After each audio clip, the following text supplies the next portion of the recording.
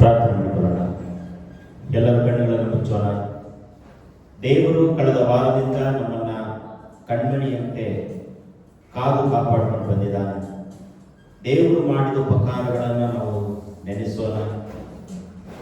ನಮಗೆ ಆರೋಗ್ಯವನ್ನ ಯೇಸು ಕೊಟ್ಟಿದ್ದಾನೆ, ನಮಗೆ ಸೌಖ್ಯವನ್ನ ಯೇಸು ಕೊಟ್ಟಿದ್ದಾನೆ. ಪ್ರಿಯರೇ, ಹೋದ ವಾರ ಇದ್ದವರು ಈ ವಾರ ಇಲ್ಲ, ನಿನ್ನೆ ಇದ್ದವರು ಈ ದಿನ ಇಲ್ಲ. ನಮಗಾದರೂ ಆರೋಗ್ಯವನ್ನ, ಜೀವವನ್ನ ಕೊಟ್ಟು ಎಲ್ಲ ಆಪತ್ತುಗಳಿಂದ, ಎಲ್ಲ ಪ್ರಯಾಣಗಳ ಮಾಡುವಾಗ ಸಮಯದಲ್ಲಿ ನಮಗೆ ಆರೋಗ್ಯವನ್ನು ಕೊಟ್ಟು ಯೇಸು ನಮ್ಮನ್ನು ನಡೆಸಿಕೊಂಡು ಬಂದ ವಿಧಾನವನ್ನು ನಾವು ನೆನೆಸಿ ದೇವರಿಗೆ ನಾವು ಸ್ತೋತ್ರ ಮಾಡೋಣ. ಎಲ್ಲರ ಬಾಯಿಗಳನ್ನು ತೆರೆದು ಯಾರು ಸುಮ್ಮನೆ ಕುಳಿತುಕೊಳ್ಳುವುದು ಬೇಡ. ಈ ಭಾನುವಾರ ದಿನ, ಸಬ್ಬತ್ ದಿನ, ಯೇಸುವಿನ ಸಂಗಡ ನಾವು ಮಾತನಾಡೋಣ. ಯೇಸುವಿನ ಬಳಿಗೆ ನಾವು ಬೇಡಿಕೊಳ್ಳೋಣ. ಪ್ರಿಯರೇ, ಹಾಲೆಲೂಯಾ. ಪರಿಶುದ್ಧನೇ, ಪರಿಶುದ್ಧನೇ, ಪರಿಶುದ್ಧನೇ, ಪರಿಶುದ್ಧನೇ. ಯೇಸುವೇ ನಿನಗೆ ಸ್ತೋತ್ರವಾಗಲಿ. ರಾಜಾದಿ ರಾಜನೇ, ಕರ್ತಾದಿ ಕರ್ತನೇ, ಸರ್ವಶಕ್ತನಾದ ದೇವರೇ, ನೀನು ಉತ್ತಮನು, ನೀನು ಒಳ್ಳೆಯವನಾಗಿರುವುದಕ್ಕಾಗಿ ಸ್ತೋತ್ರ ಕರ್ತನೆ. ಈ ದಿನದಲ್ಲಿ ಕರ್ತನೆ, ನಿನ್ನನ್ನ ಆಡಿ ಹರಿಸುವ ಹಾಗೆ, ನಿನ್ನನ್ನ ಘನಪಡಿಸುವ ಹಾಗೆ ಸಹಾಯ ಮಾಡು ಕರ್ತನೆ. ಅಪ್ಪ, ನಮಗೆ ಕರ್ತನೆ ಪ್ರತಿದಿನವೂ ಜೀವಿಸಲು, ಉಸಿರಾಡಲು ಒಳ್ಳೆ ಗಾಳಿಯನ್ನು ಕೊಟ್ಟಿರುವುದಕ್ಕಾಗಿ ಸ್ತೋತ್ರ. ನಾವು ಧರಿಸಿಕೊಳ್ಳಲು ದೇವರೇ ನಮ್ಮ ಶರೀರಕ್ಕೆ ಬೇಕಾದ ಉತ್ತಮವಾದ ವಸ್ತ್ರಗಳನ್ನ ನೀನು ಕೊಟ್ಟಿದ್ದೀ ಕರ್ತನೆ. ಅಪ್ಪ, ನೋಡಲು ಕಣ್ಣುಗಳನ್ನು ಕೊಟ್ಟಿರುವುದಕ್ಕಾಗಿ ಸ್ತೋತ್ರ. ಕೇಳಲು ಕಿವಿಗಳನ್ನು ಕೊಟ್ಟಿರುವುದಕ್ಕಾಗಿ ಸ್ತೋತ್ರ. ಮಾತನಾಡಲು ಒಳ್ಳೆ ನಾಳಿಗೆಯನ್ನು ಕೊಟ್ಟಿರುವುದಕ್ಕಾಗಿ ಸ್ತೋತ್ರ. ಯೋಚನೆ ಮಾಡಲು ನಮಗೆ ಅಪ್ಪ ಒಳ್ಳೆ ಮೆದುಳನ್ನು ಕೊಟ್ಟಿರುವುದಕ್ಕಾಗಿ ನಿನಗೆ ಸ್ತೋತ್ರ. ಕೆಲಸ ಮಾಡಲು ಕೈಗಳನ್ನು ಕೊಟ್ಟಿರುವುದಕ್ಕಾಗಿ ಸ್ತೋತ್ರ. ಅಪ್ಪ, ಪ್ರತಿದಿನವೂ ನಡೆಯಲು ಕಾಲುಗಳನ್ನು ಕೊಟ್ಟಿರುವುದಕ್ಕಾಗಿ ನಿನಗೆ ಸ್ತೋತ್ರ. ಈಗ ಹೇಳುವುದಾದ್ರೆ, ನೀನು ಮಾಡಿರುವ ಒಂದೊಂದು ಉಪಕಾರಗಳನ್ನ ನಾವು ಸ್ಮರಿಸುವವರಾಗಿದ್ದೇವೆ, ನಾವು ನೆನಪು ಮಾಡುವವರಾಗಿದ್ದೇವೆ ಕರ್ತನೆ. ಅಪ್ಪ ದೇವರೇ, ಅಪ್ಪ ಯೆಹೋವ ಶಮ್ಮ, ಯೆಹೋವ ಈರೆ, ಯೆಹೋವ ರಾಫ, ಆರೋಗ್ಯದಾಯಕನೇ, ಒಳ್ಳೆಯ ಕುರುಬನೇ, ನಿನಗೆ ಸ್ತೋತ್ರವಾಗಲಿ ಕರ್ತನೆ. ಯೇಸಪ್ಪ, ನಿನಗೆ ಸ್ತೋತ್ರ. ಯೇಸುವೇ, ನಿನಗೆ ಸ್ತೋತ್ರವನ್ನು ಸಲ್ಲಿಸ್ತಾ ಇದ್ದೇವೆ. ಈ ಆರಾಧನೆಗಾಗಿ ದೇವರೇ ನಾವು ಸೇರಿ ಬಂದಿರುವಾಗ ಕರ್ತನೆ, ನಮ್ಮನ್ನ ಪ್ರೇರೇಪಿಸು, ನಮ್ಮನ್ನ ಬಲಪಡಿಸಬೇಕಾಗಿ ಬಿಡ್ತಾ ಇದ್ದೇವೆ ಕರ್ತನೆ. ಅಪ್ಪ, ನಾವು ಏನಾದರೂ ತಪ್ಪು ದೋಷಗಳನ್ನು ಮಾಡಿರುವುದಾದ್ರೆ ನಮ್ಮನ್ನ ತೊಳೆದು ಶುದ್ಧಿ ಮಾಡಬೇಕಾಗಿ ಬಿಡ್ತಾ ಇದ್ದೇವೆ ಕರ್ತನೆ. ಓಳಸದ ಕೆಸರಿನಿಂದ ನನ್ನನ್ನು ರಕ್ಷಿಸಿದಿ. ಓಳಸದ ಕೆಸರಿನಿಂದ ನನ್ನನ್ನು ರಕ್ಷಿಸಿದಿ.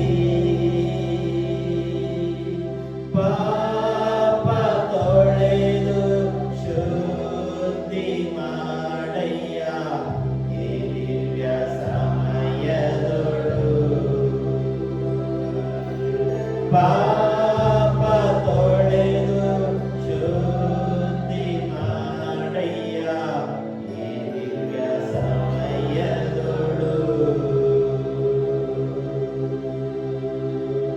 ಹೌದು, ಒಳಸಾದ ಕೆಸರಿನಲ್ಲಿ, ಪಾಪದ ಒಂದು ಕೆಸರಲ್ಲಿ ನಾವು ಬಿದ್ದಿದ್ದೇವೆ ಕರ್ತನೆ. ನಿನ್ನ ರಕ್ತದಿಂದ, ನಿನ್ನ ವಾಕ್ಯದಿಂದ, ನಿನ್ನ ಸತ್ಯತೆಯಿಂದ, ನಿನ್ನ ಮಾತಿನಿಂದ ನಮ್ಮನ್ನ, ನಮ್ಮ ಕುಟುಂಬದವರನ್ನ, ನಮ್ಮ ಸಭೆಯನ್ನ ತೊಳೆದು ಶುದ್ಧಿ ಮಾಡು. ನಾವು ಒಂದು ವೇಳೆ ಮಾತಿನಲ್ಲಿ ತಪ್ಪು ಮಾಡಿರುವುದಾದ್ರೆ, ಒಂದು ವೇಳೆ ಅಪ್ಪ ನಮ್ಮ ಮನಸ್ಸಿನಲ್ಲಿ, ಕಣ್ಣಿನಲ್ಲಿ ತಪ್ಪು ಮಾಡಿರುವುದಾದ್ರೆ, ಯೇಸುಪ್ಪ ನಿನ್ನ ವಾಕ್ಯದಿಂದ ನಮ್ಮನ್ನು ತೊಳೆದು ಶುದ್ಧಿ ಮಾಡು, ನಮ್ಮನ್ನ ಪವಿತ್ರ ಮಾಡು, ನಮ್ಮನ್ನ ಪರಿಶುದ್ಧಗೊಳಿಸುತ್ತಂತೆ. ಯಾರಾದರೂ ಪ್ರಾರಂಭವಾಗುವುದು ಮುಕ್ತಾಯದವರೆಗೂ ನಿನ್ನ ಪ್ರಸನ್ನತೆ ನಮ್ಮನ್ನು ಆವರಿಸಿಕೊಂಡು ನಡೆಸಲಿಕ್ಕಾಗ್ತದೆ. ಕೀರ್ತನೆಯ ಭಾಗವು, ಆರಾಧನೆಯ ಭಾಗವು, ಸಾಕ್ಷಿಯ ಭಾಗವು, ಕಾಣಿಕೆಯ ಭಾಗವು, ಸಂದೇಶದ ಭಾಗವು, ಮುಕ್ತಾಯದ ಭಾಗವು ದೇವರೇ, ಪ್ರತಿಯೊಂದು ಕ್ರಮವಾಗಿ ದೇವರೇ ಎಲ್ಲವೂ ಯೇಸುವಿಗೆ ಮಹಿಮೆ ತರುವಂತದ್ದಾಗಿ ಕರ್ತನೆ. ನಮ್ಮ ಹೆಸರು ಅಲ್ಲ ಯೇಸುವೆ, ನಿನ್ನ ಹೆಸರು ಮಾತ್ರ. ಈ ಆರಾಧನೆಯಲ್ಲಿ ಬಿಡುಗಡೆ ಉಂಟಾಗಲಿ, ಈ ಪ್ರಾರ್ಥನೆಯಲ್ಲಿ ಸೌಖ್ಯ ಉಂಟಾಗಲಿ, ಈ ಒಂದು ಆರಾಧನೆಯಲ್ಲಿ ದೇವರೇ ಆರೋಗ್ಯ, ಎಲ್ಲ ಸಮಾಧಾನ ಉಂಟಾಗಲಿ ಕರ್ತನೆ. ಬರುವಂತ ಆತ್ಮಗಳಿಗಾಗಿ ಸ್ತೋತ್ರ, ಬಾರದೇ ಇರುವಂತ ಆತ್ಮಗಳಿಗಾಗಿ ಸ್ತೋತ್ರ. ಬರುವ ದಿನಗಳಲ್ಲಿ ದೇವರೇ ಬರಲಿಕ್ಕಾಗಲು ಸಹಾಯ ಮಾಡುತ್ತಾರೆ. ಒಂದು ವೇಳೆ ಮಧ್ಯ ದಾರಿಯಲ್ಲಿ ಬರುತ್ತಿರುವುದಾದ್ರೆ ಅವರನ್ನು ಬೇಗನೆ ಕರ್ಕೊಂಡು ಬರಬೇಕಾಗಿ ಬಿಡ್ತಾ ಇದ್ದಾರೆ. ಹಾಗೆ ಮಾಡುವುದಕ್ಕಾಗಿ ಸ್ತೋತ್ರ. ಎಲ್ಲ ಭಾಗ ನಿನ್ನ ಕರೆಗೆ ಒಪ್ಪಿಸಿಕೊಡುತ್ತಾ ಯೇಸುವಿನ ಹೆಸರಿನಲ್ಲಿ ಬೇಡಿಕೊಳ್ಳುತ್ತೇವೆ. ಎಲ್ಲರೂ ನಿಂತುಕೊಳ್ಳೋಣ, ಕೀರ್ತನೆ ಭಾಗವನ್ನು ಓದಿಕೊಳ್ಳೋಣ.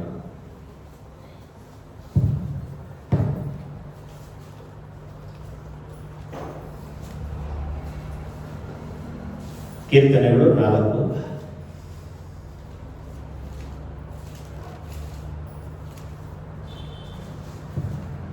ಕೀರ್ತನೆಗಳು 4. ನ್ಯಾಯವನ್ನು ಸ್ಥಾಪಿಸುವ ನನ್ನ ದೇವರೇ, ನಿನಗೆ ಮೊರೆಯಿಡುತ್ತೇನೆ. ಸದುತ್ರವನ್ನು ದಯಪಾಲಿಸು. ನನ್ನನ್ನು ಇಕ್ಕಟ್ಟಿನಿಂದ ಬಿಡಿಸಿ ಇಂಪಾದ ಸ್ಥಳದಲ್ಲಿ ಸೇರಿಸಿದಾತನೇ, ನನ್ನನ್ನು ಕರುಣಿಸು. ನನ್ನ ಪ್ರಾರ್ಥನೆಯನ್ನು ಅಂಗೀಕರಿಸು. ಮಹಿಳೆಯರೇ, ನೀವು ಎಷ್ಟರವರೆಗೆ ನನ್ನ ಗೌರವವನ್ನು ಕೆಡಿಸಿ ನನ್ನನ್ನು ಅವಮಾನಪಡಿಸುವಿರಿ? ಯಾಕೆ ನಿರರ್ಥಕವಾದುದನ್ನು ಪ್ರೀತಿಸಿ ಸುಳ್ಳನ್ನು ಹಿಂಬಾಲಿಸುವಿರಿ? ಯೆಹೋವನು ತನ್ನ ಭಕ್ತನನ್ನು ತನಗೋಸ್ಕರ ಪ್ರತ್ಯೇಕಿಸಿಕೊಂಡಿದ್ದಾನೆಂದು ತಿಳಿದುಕೊಳ್ಳಿರಿ. ನಾನು ಆತನಿಗೆ ಮೊರೆಯಿಡುವಾಗೆಲ್ಲ ಆತನು ಕೇಳುತ್ತಾನೆ. ಭಯಪಡಿರಿ, ಪಾಪ ಮಾಡಬೇಡಿರಿ, ಮೌನವಾಗಿರಿ. ಹಾಸಿಗೆಯ ಮೇಲೆ ಇರುವಾಗ ಹೃದಯದಲ್ಲೇ ಆಲೋಚಿಸಿಕೊಳ್ಳಿರಿ. ನ್ಯಾಯವಾದ ಯಜ್ಞಗಳನ್ನು ಸಮರ್ಪಿಸಿರಿ. ಯೆಹೋವನಲ್ಲಿಯೇ ಭರವಸೆ ಬಿಡಿರಿ. ನಮಗೆ ಒಳ್ಳೆಯದನ್ನು ಮಾಡುವವರು ಯಾರಿದ್ದಾರೆಂದು ಅನೇಕರು ಹೇಳಿಕೊಳ್ಳುತ್ತಾರೆ. ಯೆಹೋವನೇ, ನೀನು ಪ್ರಸನ್ನ ಮುಖದಿಂದ ನಮ್ಮನ್ನು ನೋಡಬೇಕು.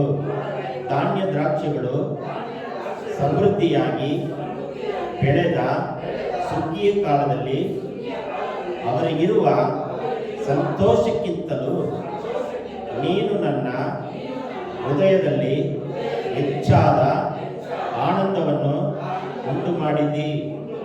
ನಾನು ನಿರ್ಭಯವಾಗಿರುವುದರಿಂದ ಮಲಗಿಕೊಂಡು ಕೂಡಲೇ ನಿದ್ದೆ ಮಾಡುವೆನು.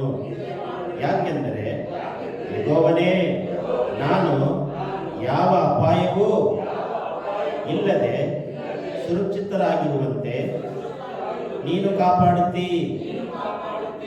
ನಾನು ನಿರ್ಭಯವಾಗಿರುವುದರಿಂದ ಮಲಗಿಕೊಂಡು ಕೂಡಲೇ ನಿದ್ದೆ ಮಾಡುವೆನು. ಯಾಕೆಂದರೆ ಯೆಹೋವನೇ, ನಾನು ಯಾವ ಅಪಾಯವೂ ಇಲ್ಲದೆ ಸುರಕ್ಷಿತನಾಗಿರುವಂತೆ ನೀನು ಕಾಪಾಡುತ್ತಿ. ಈ ಕೀರ್ತನೆಗಾಗಿ ನಮ್ಮ ಕೈಗಳನ್ನು ಮೇಲಕ್ಕೆತ್ತಿ ದೇವರಿಗೆ ಸ್ತೋತ್ರ ಮಾಡೋಣ. ಯೇಸುವೇ, ನಿನಗೆ ಸ್ತೋತ್ರವಾಗಲಿ. ಕರ್ತನೆ, ಈ ಭಾನುವಾರ ದಿನದಲ್ಲಿ ಈ 4ನೇ ಕೀರ್ತನೆಯನ್ನು ಕೊಟ್ಟಿರುವುದಕ್ಕಾಗಿ ಸ್ತೋತ್ರ. ಈ ಕೀರ್ತನೆಯಿಂದ ಗುಡಾರ್ಥಗಳು, ರಹಸ್ಯಗಳು ದೇವರೇ, ನಾವು ತಿಳಿದುಕೊಳ್ಳಬೇಕಾದ ಸತ್ಯತೆಗಳು ದೇವರೇ, ಖಂಡನೆ, ತಿದ್ದುವಿಕೆ ದೇವರೇ, ಉಪದೇಶವನ್ನು ನಮ್ಮನ್ನು ಬೋಧಿಸಬೇಕಾಗಿ ಬಿಡ್ತಾರೆ. ನಿಮ್ಮ ನಾಸನ್ನು ಸ್ವರಪಡಿಸಿ ಯೇಸುವಿನ ಹೆಸರಿನಲ್ಲಿ ತಂದೆ. ಕೂತ್ಕೊಳ್ಳ್ರಿ. Praise lord. ಚೆನ್ನಾಗಿದ್ದೀರಾ? ಆರೋಗ್ಯವಾಗಿದ್ದೀರಾ? ಸಂತೋಷವಾಗಿದ್ದೀರಾ? Praise the lord. ಕಳೆದ ವಾರ ಕೂಡ ನಿದ್ರೆ ಕುರಿತಾಗಿ ನಾವು ಮಾತನಾಡಿದವಲ್ವಾ? 3ನೇ ಅಧ್ಯಾಯದಲ್ಲಿ ಕೂಡ ಮಲಗಿಕೊಂಡು ಸುಖವಾಗಿ ಎಚ್ಚರಗೊಂಡೇನು ಅಂತ ಹೇಳ್ತದೆ. ಈಗ ಈ 4ನೇ ಕೀರ್ತನೆಯಲ್ಲಿ ಕೂಡ ಒಂದು ವಾಕ್ಯ ಇದೆ, 8ನೇ ವಾಕ್ಯ. ಮಲಗಿಕೊಂಡು ಕೂಡಲೇ ನಿದ್ರೆ ಮಾಡುವಂತೆ. ಎಷ್ಟೋ ಜನ ಸಮಸ್ಯೆ ಏನಪ್ಪ ಅಂತ ಹೇಳಿದ್ರೆ, ಮಲಗಿದ ತಕ್ಷಣ ಯಾರು ನಿದ್ರೆ ಮಾಡಲ್ಲ.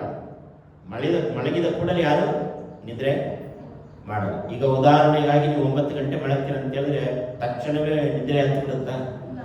ಇಲ್ಲ. 9:30, 10:30, 11 ಗಂಟೆ. ನಮ್ಮ ಮಲ್ಲೇಶ್ವರ ಕುಟುಂಬದಲ್ಲಿ 1 ಗಂಟೆ ಆದ್ರೂ ಮಲಗಲ್ಲ. ಅಲ್ಲಯ್ಯ, ಹೌದಲ್ವಾ? ಸೊ ಹಾಗೆ ಇಲ್ಲಿ ನೋಡ್ರಿ, ಮಲಗಿದ ಕೂಡಲೇ ಅಂತ ಹೇಳಿದ್ರೆ ನಿಮಿಷಗಳು ಕೂಡ ಅಲ್ಲಿಲ್ಲ. ಪ್ರಾರ್ಥನೆ ಮಾಡಿ ಮಲಗಿದ ಕೂಡಲೇ ನಿದ್ರೆ ಮಾಡುವೆನೆಂಬುದಾಗಿ ಕೀರ್ತನೆಗಾರ ಹೇಳ್ತಾರೆ. ಅಂದ್ರೆ ಅವ್ರಿಗೆ ಯಾವ ಒಂದು ಗಡಿಬಿಡಿ ಇಲ್ಲ, ಯಾವ ಟೆನ್ಷನ್ ಇಲ್ಲ, ಯಾವುದು ತಲೆಗೆ ಹತ್ಕೊಳ್ಳೋದಿಲ್ಲ. ಆದರೂ ಅವರಿಗೆ ಎಲ್ಲ ಇರ್ತವೆ. ದಾವೀದನಿಗೆ ಎಷ್ಟೋ ಸಮಸ್ಯೆಗಳಿತ್ತು, ಎಷ್ಟೋ ಹೋರಾಟಗಳಿತ್ತು, ಯುದ್ಧಗಳಿತ್ತು. ಆದರೂ ಕೂಡ ಅವನು ಏನು ಮಾಡ್ತಾನೆ ಅಂತ ಹೇಳಿದ್ರೆ ಬೇಗ ಮಲಗಿ ಕೂಡಲೇ ನಿದ್ರೆ ಮಾಡಿದನೆಂಬುದಾಗಿ ಇಲ್ಲಿ ಕೊಡಲ್ಪಟ್ಟಿದೆ. ಅದಕ್ಕೆ ಮುಂಚಿತವಾಗಿ ನಾನು ನಿರ್ಭಯವಾಗಿರುವುದರಿಂದ, ನಿರ್ಭಯ ಅಂತ ಹೇಳಿದ್ರೆ ಏನು? ಯಾವ ಭಯವಿಲ್ಲ. ಈಗ ಯಾಕೆ ನಿಮಗೆ ನಿದ್ರೆ ಬರ್ತಾ ಇಲ್ಲ ಬೇಗ? ಚಿಂತೆಗಳು. ನಾಳೆ ಏನು ಮಾಡಬೇಕಪ್ಪ, ನಾಳೆ ಏನು ಅಡುಗೆ ಮಾಡಬೇಕು, ನಾನು ಎಲ್ಲಿಗೆ ಹೋಗ್ಬೇಕು ನಾಳೆ. ಈ ಒಂದಿನ ಮುಂಚೆನೇ ನಾವು ಏನು ಮಾಡ್ತೀವಿ, ಯೋಚನೆ ಮಾಡ್ತೀವಪ್ಪ. ಈಗ ನಾವು ಭಾನುವಾರ ಬಂತಂದ್ರೆ ನಾನು ಏನು ಮಾಡ್ತೀನಿ, 2-3 ದಿನದಲ್ಲೇ ಯೋಚನೆ ಮಾಡ್ತಿರ್ತೇನೆ.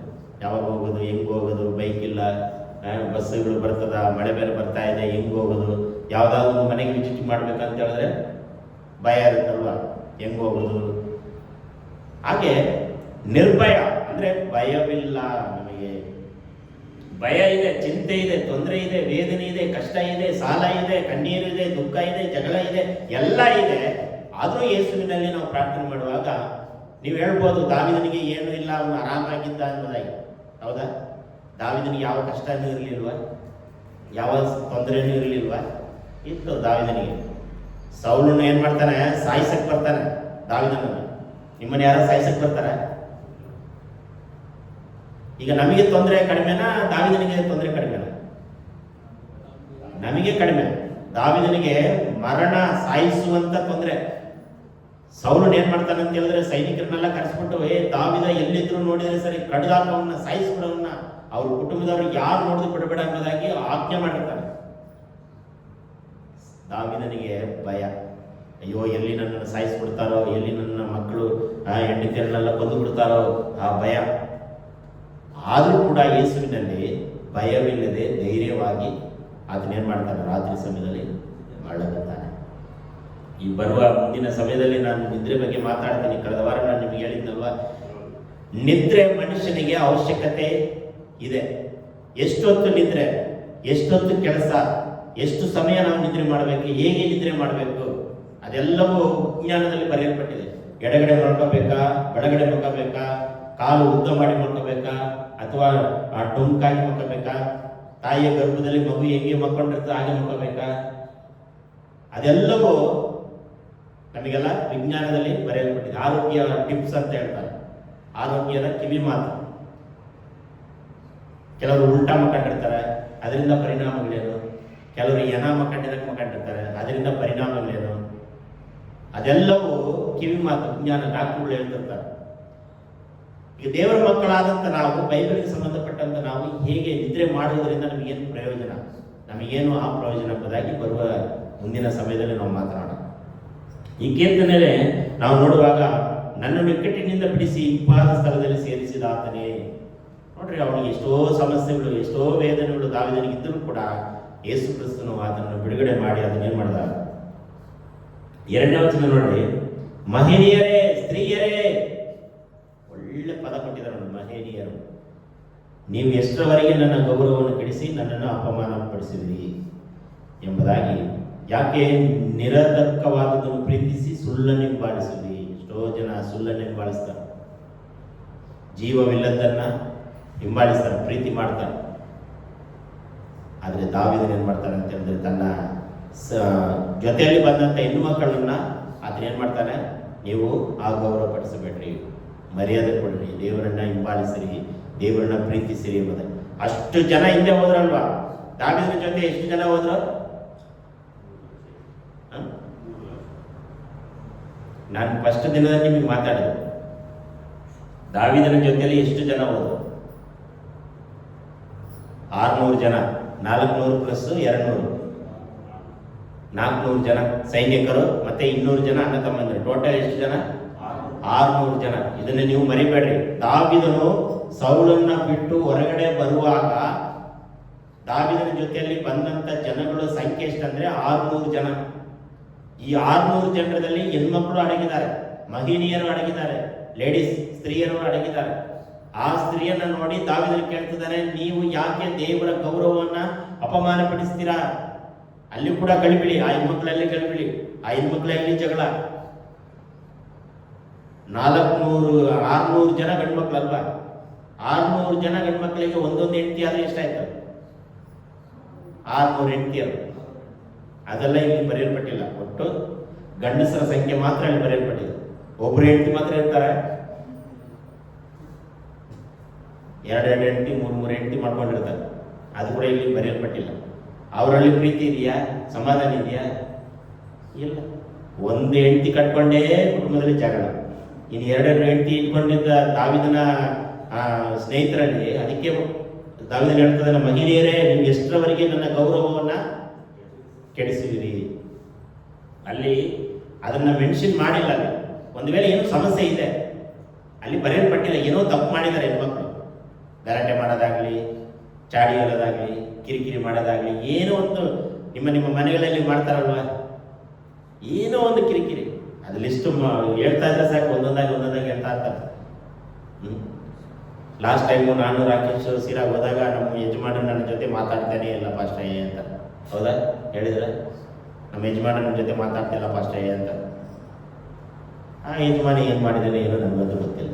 ದೇವ್ರಿಗೆ ಮಾತ್ರ ಗೊತ್ತು, ಆ ಫ್ಯಾಮಿಲಿಗೆ ಮಾತ್ರ ಗೊತ್ತು. ಏನೋ ಒಂದು ಕುಟುಂಬದಲ್ಲಿ ಸಮಸ್ಯೆಗಳು, ವೇದನೆಗಳು, ಜಗಳಗಳು, ಹೋರಾಟಗಳು, ವೈಮನಸ್ಸುಗಳು ಬರ್ತವೆ.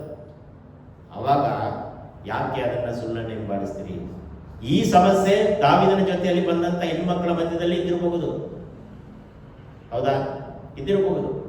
ಅಲ್ಲಿ ಬರೆಯಲ್ಪಟ್ಟಿಲ್ಲ. ಅದಕ್ಕೆ ದಾವಿದನು ತುಂಬಾ ದುಃಖಪಟ್ಟು ಏನ್ ಮಾಡ್ತಾರೆ ಅಂದ್ರೆ, ಈ ಒಂದು ಪ್ರಶ್ನೆಯನ್ನಾಗ್ತಾ ಇದ್ದಾರೆ, ಅಪಮಾನ ಪಡಿಸುವಿರಿ, ಹಿಂಬಾಲಿಸುವಿರಿ. 3ನೇ ವಾಕ್ಯ, ಯೆಹೋವನು ತನ್ನ ಭಕ್ತನನ್ನು ನನಗೋಸ್ಕರ ಪ್ರತ್ಯೇಕಿಸಿಕೊಂಡಿದ್ದಾನೆಂದು ತಿಳಿದುಕೊಳ್ಳಿರಿ. ನೋಡ್ರಿ, ನಮ್ಮನ್ನ ಪ್ರತ್ಯೇಕ, ಈ ಜಗಳ ಮಾಡುವ ಸಮಸ್ಯೆಗಳಿಂದ, ವೇದನೆಗಳಿಂದ, ತೊಂದರೆಗಳಿಂದ ನಮ್ಮನ್ನ ಪ್ರತ್ಯೇಕಿಸಿದ್ದಾನೆ. ನಾವು ಸಭೆಗೆ ಬಂದ ಮೇಲೆ ಸಭೆ ಮಕ್ಕಳಾಗಿ, ಯೇಸುವಿನ ಪ್ರಿಯ ಇಷ್ಟರಾದ ಮಕ್ಕಳಾಗಿ ನಾವು ಜೀವಿಸಬೇಕು. ಲೋಕದ ವ್ಯವಹಾರಗಳಿಗೆ ಸಿಕ್ಕಿಕೊಳ್ಳಬೇಡ್ರಿ. ಲೋಕದ ಸಮಸ್ಯೆಗಳಿಗೆ ಸಿಕ್ಕಾಕೊಂಡ್ರೆ ಸಮಸ್ಯೆಗಳು ಬರ್ತವೆ. ಈಗ ದಾವಿದನ ಜೊತೆಯಲ್ಲಿ ಹೊರಗೆ ಬಂದಂತ ಜನಗಳು ಮತ್ತೆ ಸೌಲನ ಹತ್ರ ಹೋದ್ರೆ ಸಾಯ್ತಾ ಇದ್ರು. ಈಗ ಎಷ್ಟೋ ಜನ ಏನ್ ಮಾಡ್ತಾರೆ, ಯೇಸು ಸ್ವಾಮಿ ಹತ್ರ ಬಂದು ಈ ಲೋಕನೂ ಬೇಕು, ಯೇಸು ಸ್ವಾಮಿ ಬೇಕಂತ. ಈ ಕಡೆ ಒಂದು ಕಾಲು ದೋಣಿ, ಈ ಕಡೆ ಒಂದು ಕಾಲು ದೋಣಿ. ಪ್ರಯಾಣ ಮಾಡೋಕ್ಕಾಗತ್ತಾ? ಹೋದ್ರೆ ಒಂದೇ ದೋಣಿಯಲ್ಲಿ ಒಂದೇ ಹಡಗಲ್ಲಿ ಹೋಗ್ಬೇಕು. ನನಗೆ ಎರಡೂ ಬೇಕು, ಲೋಕದ ವ್ಯವಹಾರನೂ ಬೇಕು, ಯೇಸು ಸ್ವಾಮಿಯೂ ಬೇಕಂತ ಹೇಳಿದ್ರೆ ಮನಸ್ಸಿಗೆ ಮಾನಸಿಕವಾಗಿ ಒತ್ತಡ ಬರ್ತದೆ. ಏನಾದರೂ ಒಂದು ಪ್ರಾರ್ಥನೆ, ದೇವರೇ ಏಸಪ್ಪ ಏಸಪ್ಪ ಏಸಪ್ಪ, ಸತ್ರು ಯೇಸುವೆ, ಬದುಕಿದ್ರು ಯೇಸುವೆ. ಆ ಒಂದು ನಂಬಿಕೆ ನಮ್ಮ ನಿಮ್ಮಲ್ಲಿ ಇದ್ರೆ ಮಾತ್ರ. ನಮ್ಮನ್ನು ಏನ್ ಮಾಡಿದಾರೆ ಅಂದ್ರೆ ಪ್ರತ್ಯೇಕಿಸಿದ್ದಾನೆ. ಜಗಳ ಮಾಡುವ ಜಗಳ ಗಂಟಿಯರಿಂದ ನಮ್ಮನ್ನ ಪ್ರತ್ಯೇಕಿಸಿದ್ದಾನೆ. ಮೋಸ ಮಾಡುವ ಜನರಿಂದ ನಮ್ಮನ್ನ ಪ್ರತ್ಯೇಕಿಸಿದ್ದಾನೆ. ಹೌದಲ್ವಾ? ನಮ್ಮನ್ನ ಏನ್ ಮಾಡಿದಾನೆ? ಪ್ರತ್ಯೇಕಿಸಿದಾನೆ. ಪಾಪದಿಂದ, ಶಾಪದಿಂದ ನಮ್ಮನ್ನ ಹೊರತಂದು ನಮ್ಮನ್ನ ಯೇಸುವಿನ ರಕ್ತದಿಂದ ತೊಳೆದು ನಮ್ಮನ್ನು ಶುದ್ಧಿ ಮಾಡಿದ್ದಾನೆ. ಅದೇ 3ನೇ ವಚನದಲ್ಲಿ ನಮ್ಮನ್ನು 3ನೇ ವಚನ, ಭಕ್ತನನ್ನು ತನಗೋಸ್ಕರ ಪ್ರತ್ಯೇಕಿಸಿಕೊಂಡಿದ್ದಾನೆ ಎಂದು ತಿಳಿದುಕೊಳ್ಳಿರಿ. ನಾನು ಆತನಿಗೆ ಮೊರೆ ಇಡುವಾಗಲೆಲ್ಲ ಆತನು ಕೇಳುತ್ತಾನೆ. ಲೋಕದ ಕಾರ್ಯದಲ್ಲಿ ಇದ್ದು ಪ್ರಾರ್ಥನೆ ಮಾಡಿದ ದೇವರು ಕೇಳ್ತಾನ? ಇಲ್ಲ. ಯೇಸು ಸ್ವಾಮಿಯ ಒಂದು ಒಳಗಡೆ ಇದ್ದು ಮಾತ್ರ ನಾವು ಏನ್ ಮಾಡಬೇಕು? 4ನೇ ವಚನ, ಭಯಪಡಿರಿ, ಪಾಪ ಮಾಡಬೇಡಿರಿ, ಮೌನವಾಗಿರಿ, ಹಾಸಿಗೆ ಮೇಲೆ ಇರುವಾಗಲೇ ಹೃದಯದಲ್ಲಿ ಆಲೋಚಿಸಿಕೊಳ್ಳಿರಿ. ಭಯಪಡಬೇಕು ದೇವರ ಮೇಲೆ. ದೇವರೇ, ನಾನು ಏನಾದರೂ ತಪ್ಪು ಮಾಡಿದ್ನ? ನಿನ್ನೆ ಏನಾದರೂ ಯಾರಾದ್ರೂ ಜಗಳ ಮಾಡಿದ್ನ? ಯಾರಿಗಾದ್ರೂ ಒಳಸು ಮಾತಲ್ಲಿ ಬೈದಿದ್ನ?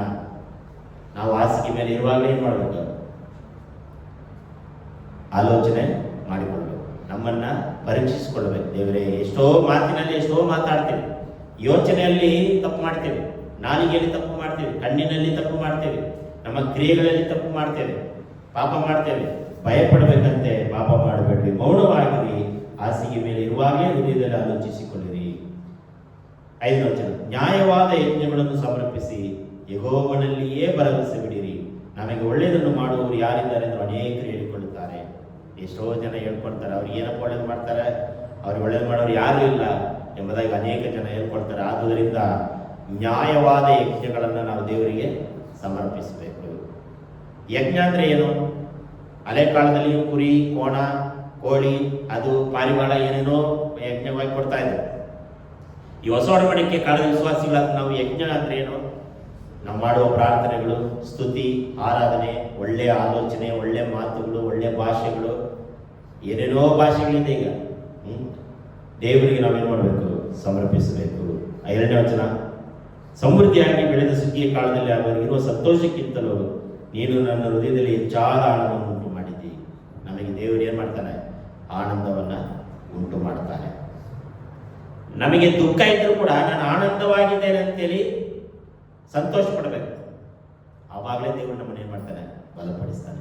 ಅದರಲ್ಲಿ ಮುಖ್ಯ ವಚನ 8ನೇ ವಚನ, ಇದೆಲ್ಲ ಮಾಡುವುದರಿಂದ ನಮಗೆ ಸುಖವ ಮಲಗಿದ ಕೂಡಲೇ ನಿದ್ರೆ ಬರುತ್ತೆ, ಇಲ್ಲಾಂದರೆ ತುಂಬ ಕಷ್ಟ. ನಮ್ಮ ಕಣ್ಣುಗಳನ್ನು ಮುಚ್ಚೋಣ. ಈ ಕೀರ್ತನೆಗೋಸ್ಕರ ನಾವು ಪ್ರಾರ್ಥಿಸೋಣ. ದೇವರೇ, ಒಳ್ಳೆಯ ಕೀರ್ತನೆಯನ್ನು ಕೊಟ್ಟಿರುವುದಕ್ಕಾಗಿ ನಿಮಗೆ ಸ್ತೋತ್ರ. ದೇವರೇ, ಮುಂದಿನ ಭಾಗವನ್ನು ನಿನ್ನ ಕರೆಗಳಿಗೆ ಒಪ್ಪಿಸ್ತಾ ಇದ್ದೇವೆ. ಕರ್ತನ ಹಾಡುಗಳನ್ನು ಆಡುವುದಕ್ಕೆ ನಮಗೆ ಬಲ ಶಕ್ತಿಯನ್ನು ಕೊಡು. ಇನ್ನು ಕೃಪಾ ವರದಾನಗಳಿಂದ ನಮ್ಮನ್ನು ತುಂಬಿಸಬೇಕಾಗಿ ಬಿಡ್ತಾ ಇದ್ದೇನೆ ಕರ್ತನೆ. ನೀನಾಗೆ ಮಾಡುವುದಕ್ಕಾಗಿ ನಿಮಗೆ ಸ್ತೋತ್ರ. ಯೇಸುವಿನ ಹೆಸರಿನಲ್ಲಿ ಬೇಡಿಕೊಳ್ಳುತ್ತೇವೆ ತಂದೆ. ಓಕೆ, ಆರಾಧನೆಗಾಗಿ ನಾವು ಸಿದ್ಧರಾಗೋಣ. ಎಂದೂ ಆನಂದ ನನ್ನ ಹೆಸರಿಡುವ ಎಂಬ ಹಾಡನ್ನು ಹಾಡಿ ದೇವರನ್ನು ಘನಪಡಿಸೋಣ. ಬನ್ನಿ, ಮುಂದೆ ಬನ್ನಿ. 73 ಎಂದೂ ಆನಂದ ನನ್ನ ಹೆಸರಿಡುವ ಒಂದೆರಡು ಹಾಡನ್ನು ಹಾಡೋಣ. ಆಮೇಲೆ ನೀವು ಸೆಲೆಕ್ಟ್ ಮಾಡಿರೋ ಹಾಡು ಎಂದೂ ಆನಂದ ನನ್ನ ಹೆಸರಿಡುವ. ಕೂತ್ಕೊಳ್ಳೋದಾದ್ರೆ ಕೂತ್ಕೊಳ್ರಿ, ಕೂತ್ಕೊಳ್ರಿ. ಏನು ನಿಮಗೆ ಒತ್ತಡ ಎಲ್ಲ ನಿಂತ್ಕೊಳ್ಳೇಬೇಕಂತೇಳಿ ಕೆಲವರಿಗೆಲ್ಲ ಮೊಣಕಾಲು ನೋವು, ಸೊಂಟೆ ನೋವೆಲ್ಲ ಇರ್ತದೆ. ಸೊ ಹಾಗೆ ಕೂತ್ಕೊಳ್ಳೋರು ಕೂತ್ಕೊಳ್ರಿ, ಕೂತ್ಕೊಂಡು ಆರಾಧನೆ ಮಾಡೋರು ಆರಾಧನೆ ಮಾಡಿ. ಎಂದು ಆನಂದ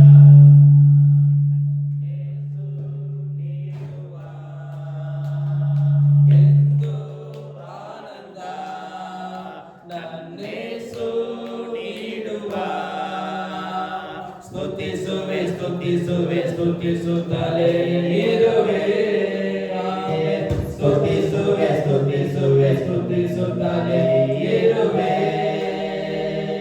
ಹಲ್ಲೆಲೂಯಾ ಆನಂದವೇ, ಹಲ್ಲೆಲೂಯಾ ಆನಂದವೇ, ಹಲ್ಲೆಲೂಯಾ ಆನಂದವೇ, ಹಲ್ಲೆಲೂಯಾ ಆನಂದವೇ.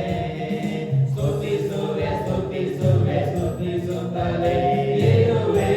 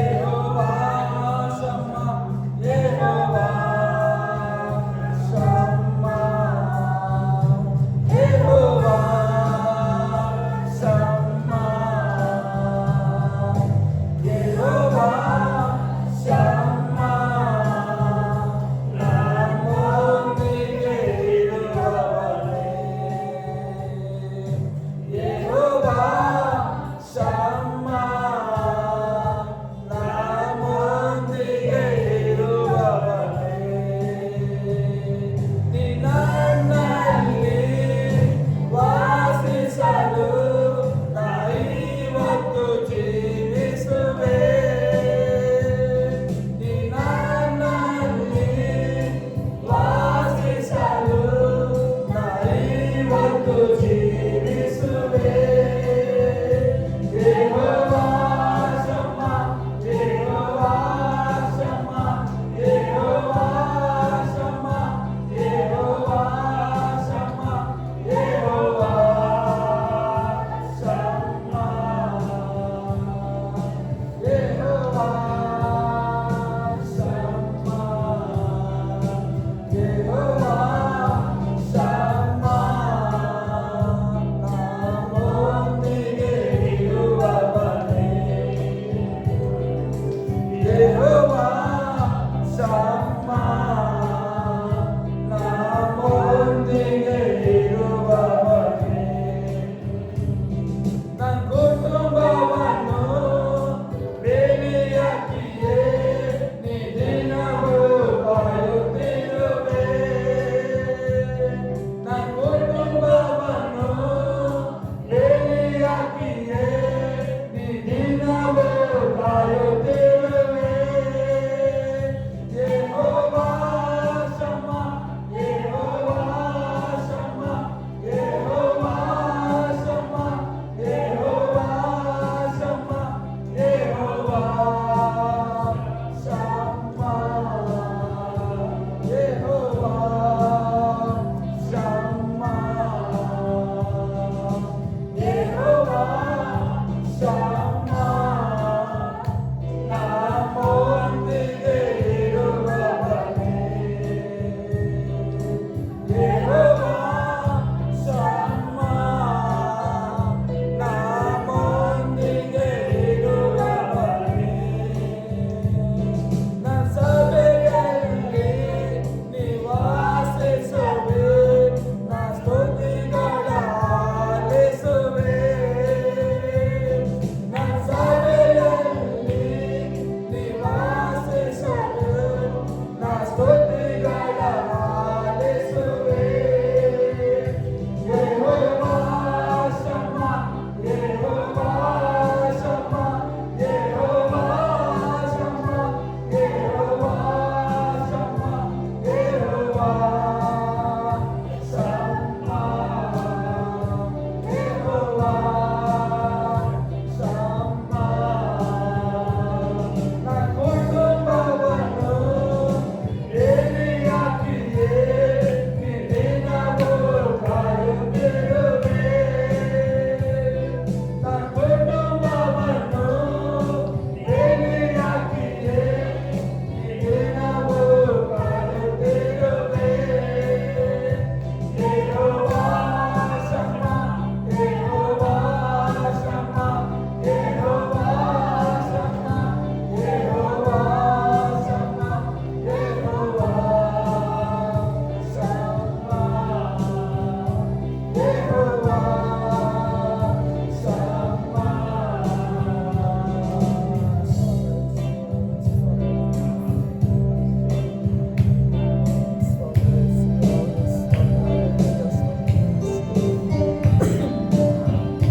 ಹಾಗೆ ನಾವು ಪ್ರಕಾರವನ್ನು ಪ್ರೀತಿಸುವೆ ಇನ್ನು ಹೆಚ್ಚಾಗಿ ಆರಾಧಿಸುವೆ ಇನ್ನು ದಾಹಲಿ. ಹೌದು ಪ್ರಿಯರೇ, ಈ ಲೋಕದಲ್ಲಿ ನಾವು ಯಾರನ್ನ ಪ್ರೀತಿ ಮಾಡುತ್ತೇವೆ? ಬಂಧುವನ್ನ, ತಂದೆ ತಾಯಿಯನ್ನ ನಾವು ಹೆಚ್ಚಾಗಿ ಪ್ರೀತಿಸ್ತೇವೆ. ಸ್ನೇಹಿತರನ್ನ ನಾವು ಪ್ರೀತಿಸ್ತೇವೆ. ನಮ್ಮ ಅಣ್ಣ ತಮ್ಮೆಂದ್ರನ್ನ ಪ್ರೀತಿಸ್ತೇವೆ. ಅದಕ್ಕಿಂತ ಮಿಗಿಲಾಗಿ ಅತಿ ಹೆಚ್ಚಾಗಿ ಯೇಸುವನ್ನ ನಾವು ಪ್ರೀತಿಸಬೇಕು ಪ್ರಿಯರೇ. ಅದು ನಮಗೆ ಸಹಾಯಕರು. ಪ್ರೀತಿಸುವೆ ಇನ್ನೂ ಹೆಚ್ಚಾಗಿ ಆರಾಧಿಪೆ ಇನ್ನೂ ದಾಹಲಿ. ಪ್ರೀತಿಸುವೆ ಇನ್ನೂ ಹೆಚ್ಚಾಗಿ ಆರಾಧಿಪೆ ಇನ್ನೂ ದಾಹಲಿ. ಪೂರ್ಣ ಮನಸ್ಸಿಂದ ಪ್ರೀತಿಸುವೆ, ಪೂರ್ಣ ಬಲದಿಂದ ಆರಾಧಿಸುವೆ. ಆರಾಧನೆ ಆರಾಧನೆ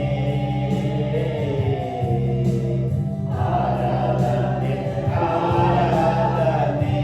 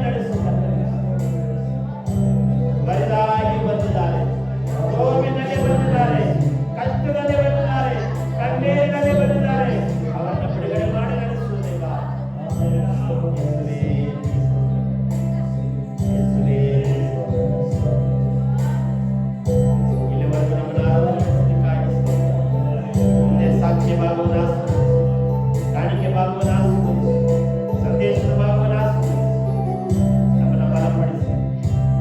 ಯೇಸುವಿನ ಹೆಸರಿನಲ್ಲಿ ಮಾಡಿಕೊಳ್ಳುತ್ತೇವೆ ತಂದೆಯೇ.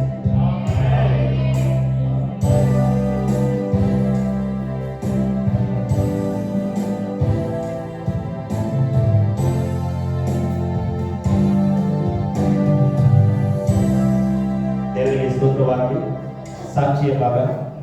ಏನಾದರೂ ದೇವರಿಗೆ ವಿಶೇಷವಾಗಿ ಏನಾದರೂ ದೇವರ ಅದ್ಭುತ ಕಾರ್ಯಗಳನ್ನು ನಿಮ್ಮ ಜೀವನದಲ್ಲಿ ಮಾಡಿರುವುದೇ ಆದರೆ ಕಳೆದ ವಾರದಿಂದ ಈ ದಿನದವರೆಗೂ ನಿಮ್ಮನ್ನು ನಡೆಸಿದ ಅದ್ಭುತ ಕಾರ್ಯಗಳು ಕೊಟ್ಟಂತ ಸಂತೋಷ, ಸಮಾಧಾನ, ನೆಮ್ಮದಿ ಏನಾದರೂ ಸಾಕ್ಷಿ ಪ್ರಾರ್ಥನಾ ಮನೆಯಲ್ಲಿ ಇರುವುದಾದರೆ ದಯಮಾಡಿ ಮುಂದೆ ನಿಂತು ನೀವು ಹೇಳಬೇಕಾಗಿ ನಿಮ್ಮಲ್ಲಿ ವಿನಂತಿಸಿಕೊಳ್ಳುತ್ತೇನೆ. ಮುಂದೆ ಬನ್ನಿ ಬನ್ನಿ ಬನ್ನಿ ಮುಂದೆ ಬನ್ನಿ ಮುಂದೆ ಬನ್ನಿ ಮುಂದೆ ಬನ್ನಿ ಇಲ್ಲಿ ಬನ್ನಿ.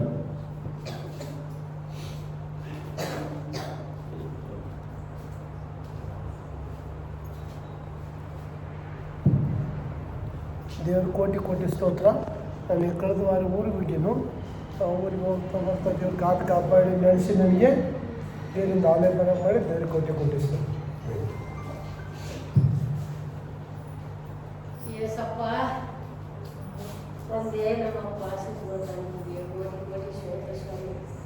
ಅಪ್ಪ ಯೇಸು ಸ್ವಾಮಿ, ಪುಸ್ತಕ ಸಲುವಾಗಿ ಮನೆ ಹತ್ರ ಹೋಗಿ ಊಟ ಮಾಡಿ ನಮ್ಮ ಮಗ ಬ್ಯಾಂಕಿಗೆ ಸ್ವಲ್ಪ ಕಟ್ಟಿಲ್ಲ.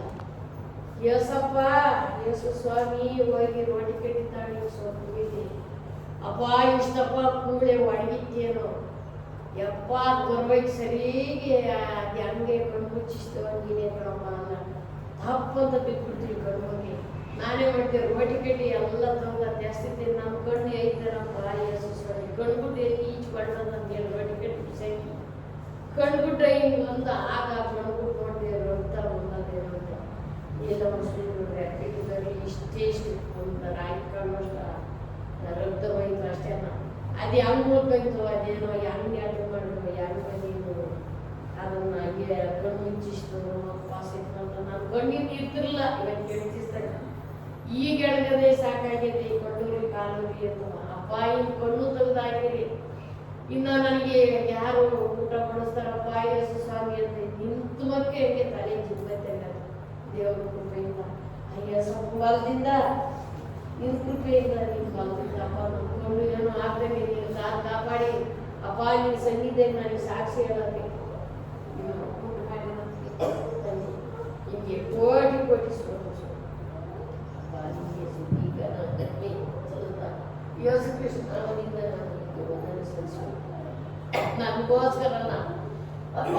ನನಗೋಸ್ಕರ ಎಲ್ಲರೂ ಪ್ರಾರ್ಥನೆ ಮಾಡಿರಿ. ಅಪ್ಪ ಓದಿ ಚೆನ್ನಾಗಿರ್ತೀನಿ, ಓದಿ ಚೆನ್ನಾಗಿರೋದು ಯಾಕೈತೆ ನಿಂಗಿರ್ತವ ಬ್ಯಾಂಕ್ನಾಗೆ 3,000 ದುಡ್ಡು ಇತ್ತು ಬಿಡ್ಸ್ಕೊಂಡು ಬಂದು ಇನ್ನು 2,500 ಖರ್ಚು ಮಾಡಿ ಹಾಸ್ಪಿಟ್ಲ್. ಇನ್ನು 500 ನೀನು ಕೊಟ್ಟಿದ್ಯಾ ಅಪ್ಪ, ನೀನು 500 ರೂಪಾಯಿ ನೀನು ಊಟಿಗೆ ಹಾಕ್ಬಿಡ್ತೀನಿ ಅಪ್ಪ. ನಾನು ಕಷ್ಟ ಪರ ಮಾಡಿ ನನ್ನ ಕಣ್ಣು ಪರ ಮಾಡಿ ನೀನು ಕಾಪಾಡೋಲ್ಲ. ಕೋಟಿ ಕೋಟಿ ಸ್ತೋತ್ರ ನಾವು ನಿಮಗೆ ವಂದನೆ ಸಲ್ಲಿಸುತ್ತೇವೆ.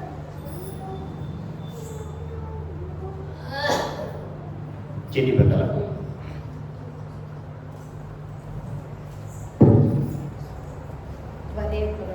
ಅವ್ರ ಹತ್ರ ಬರ್ಸ್ಕೊಡ್ರಿ, ಕಾಣಿಕೆ ಹಾಕೋರು ಅದ್ರಾಗ. ಸರಿ ಗಂಗಮ್ಮ, ನೀವೊಂದು ಸಾಕ್ಷಿ ಹೇಳಿದ್ರಲ್ವಾ, ಕೆಳಗೆ ಬಿದ್ದುಬಿಟ್ರೆ ನೀವು? ಇಲ್ಲ ಕೆಳಗೆ ಬಿಡಲ್ಲ, ಹಂಗೆ ಕುಕ್ಕರ್ ಬಿದ್ದು ಈ ಕುಯ್ಯಕ್ಕೆ ಅದು ಎಲ್ಲಿತ್ತು ಒಳಗೆ ಸೊಪ್ಪಿನ ಜೊತೆಗೆ ಬಂದುತ್ತೆ ರಪ್ಪು ಹೂಳು ಇಷ್ಟುದೈತು. ನಾವಾಗ ರೋಟಿನ ಎತ್ತಾಕ್ಬಿಟ್ಟು ನಾವು ಕಣ್ಣಿಲ್ಲ ಅಂತ ಕಣ್ಣು ಮುಚ್ಕೊಂಡು ಹಿಂಗೆ ಎಲ್ಲಿ ಬಿದ್ದದ ಕೊಂಡ್ಬಿಟ್ಟಾರ ಅಷ್ಟು ಮೆಟ್ಟಿಗೆ ಆಯ್ತು. ಆಮೇಲೆ ಅವಾಗ ದೇವ್ರೆ ನಾನು ಏನ್ ಮಾಡಿದ್ನೋ. ಎಲ್ಲರಿಗೂ ಯೇಸುವಿಗೆ ಸ್ತೋತ್ರ ಮಾಡೋಣ. ಹಲ್ಲೆಲೂಯಾ. ಯೇಸು ಅವರನ್ನ ಕಾಪಾಡಿದ್ದಾರೆ. ಏನಾದ್ರೂ ಈ ಟೈಮಲ್ಲಿ ಏನಾದ್ರೂ ಒಂದು ಕಣ್ಣಿಗಾಗಿ ತಲೆಗೆ ಪಡ್ಕೊಂಡ್ರೆ ತುಂಬಾ ಕಷ್ಟ ಅಲ್ವಾ?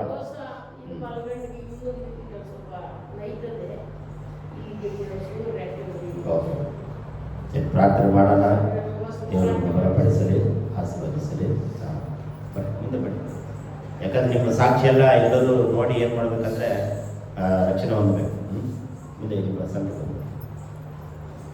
ದೇವರ ನಾಮಕ್ಕೆ ಸ್ತೋತ್ರ ಆಗಲಿ. ಕಳೆದ ವಾರಗಳೆಲ್ಲರೂ ದೇವರು ನಮ್ಮ ಕುಟುಂಬದಲ್ಲಿ ಶಾಂತಿ, ಸಮಾಧಾನ, ಆರೋಗ್ಯ ಕೊಟ್ಟು ಜೋಯಲ್ಗೂ ವಾತಾವರಣದಲ್ಲೂ ಏನು ನೆಗಡೆ ಕೆಮ್ಮು ಆಗದ ರೀತಿಯಲ್ಲಿ ಅವ್ರಿಗೆ ಒಳ್ಳೆ ಆರೋಗ್ಯ, ಶಾಂತಿ, ಸಮಾಧಾನ ಕೊಡ್ತೀವಿ. ದೇವರಿಗೆ ಕೋಟಿ ಕೋಟಿ ಸ್ತೋತ್ರ ಆಗಲಿ. ಮತ್ತು ಕಳೆದ ವಾರದಲ್ಲಿ ನಮ್ಮ ಅಂಗಡಿ ಹತ್ರ ಒಂದು ಹಾವು ಬಂದಿತ್ತು, ಕೊಳಕ್ಮಂಡ್ಲ ಅಂತ. ಅವರು ನೈಟ್ ಅಂಗಡಿ ಕ್ಲೋಸ್ ಮಾಡೋ ಟೈಮಲ್ಲಿ ಯಾವಾಗ ಕಸ್ಟಮರ್ ಬಂದಿದ್ದಾರೆ ಅಂತ ನಮ್ಮ ಮನೆಯವರು ಅವ್ರಿಗೆ ಎಲ್ಲ ಐಟಮ್ ಕೊಡ್ತಿದ್ದಾರೆ. ಐಟಮ್ ಕೊಡ್ತಾ ಸಮಯದಲ್ಲಿ ಏನಾಯಿತು, ರೋಡ್ ಸೈಡು ಅದು ಹಾವು ಆ ಕಡೆನ ಗೊತ್ತಿಲ್ಲ, ಹಾವು ಬಂದುಬಿಟ್ಟು ಆ ಕಡೆ ರೋಡ್ ದಾಡಕ್ಕಂತ ಹೋಗ್ತಿತ್ತು. ಗಾಡಿಗಳು ಬರೋದ್ರಿಂದ ಮತ್ತು ನಮ್ಮ ಅಂಗಡಿ ಸೈಡ್ ಬಂದುಬಿಟ್ಟು ಅದು ನೈಟಲ್ಲಿ ಅದು ನಮ್ಮ ಮನೆಯವ್ರ ಕಣ್ಣಿಗೆ ಕಾಣುವಂತೆ ದೇವ್ರು ಮಾಡಿದ್ದಕ್ಕೆ, ಅದಕ್ಕೆ ಸಾಯಿಸುವಂತೆ ಮಾಡಿಸಿದ್ದಕ್ಕೆ ದೇವರಿಗೆ ಕೋಟಿ ಸ್ತೋತ್ರ ಆಗಲಿ. ಕೊಳಕ್ಮಂಡ್ಲ ತುಂಬಾ ವಿಷಕಾರಿ ಹಾವು, ಅದು ಕಚ್ಚಿದ್ರೆ ಉಳಿಯೋದೇ ಪ್ರಾಣ ಕಷ್ಟ ಅಂತಾರೆ. ಅದೇ ದೇವರು ಆ ಹಾವನ್ನು ಕಣ್ಣಿಗೆ ಕಾಣುವಂತೆ ಮಾಡಿದ್ದಕ್ಕೆ ದೇವರಿಗೆ ಕೋಟಿ ಸ್ತೋತ್ರ ಆಗಲಿ. ಆಮೇಲೆ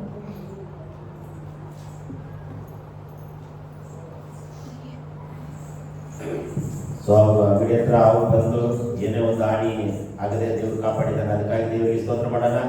ಸ್ತೋತ್ರವಾಗಿ ಪರಿಶುದ್ಧನೇ ನಿನಗೆ ಸ್ತೋತ್ರವಾಗಲ್ಲ.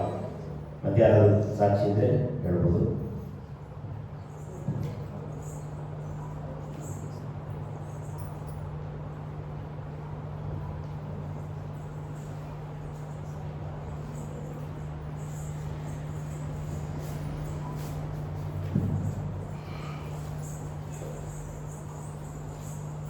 ಯಾವ ಸಾಕ್ಷಿ ಇಲ್ವಾ? ವಾಕ್ಯ ಕಟ್ಟಪಟ್ಟ ಇದೆಯಾ? ಎಲ್ಲಿ ಹುಡುಗ ಬಂದಿಲ್ಲ, ಜಿರೇಮಿಯ ಹುಷಾರಿಲ್ವಾ?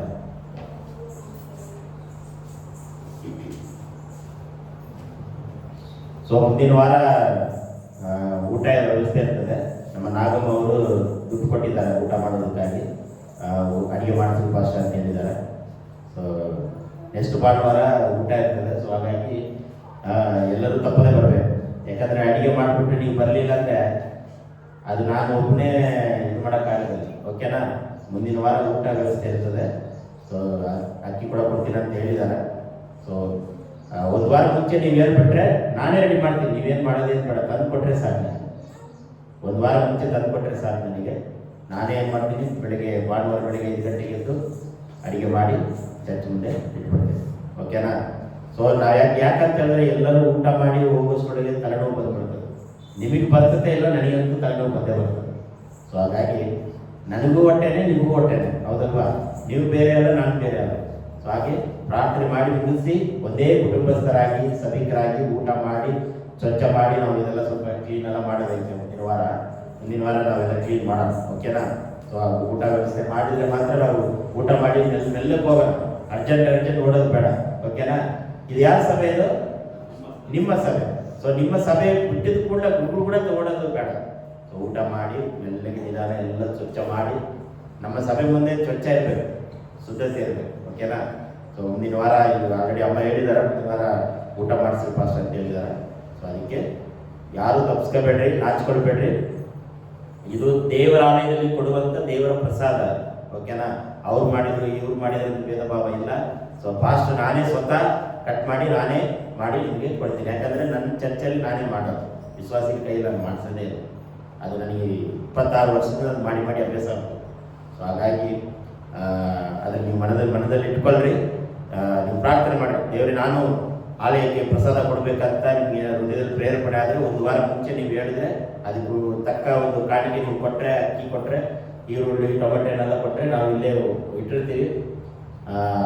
ಶನಿವಾರ ಮುಂಚೆ ಮಾಡಿಬಿಟ್ಟು ನಾವು ಇದು ಮಾಡ್ತೀವಿ, ಭಾನುವಾರ ಹಂಚ್ಕೊಂಡು ಹೋಗ್ಬೇಕು. ಓಕೆನಾ? ಸೊ ನೀವು ಪ್ರಾರ್ಥನೆ ಮಾಡಿರಿ. ಬರುವ ದಿನಗಳಲ್ಲಿ ದೇವರು ಈ ದೊಡ್ಡ ಕಾಂಪೌಂಡೆಲ್ಲ ಹಾಕಬೇಕು, ಅದಕ್ಕಾಗಿ ಪ್ರಾರ್ಥನೆ ಮಾಡಿರಿ.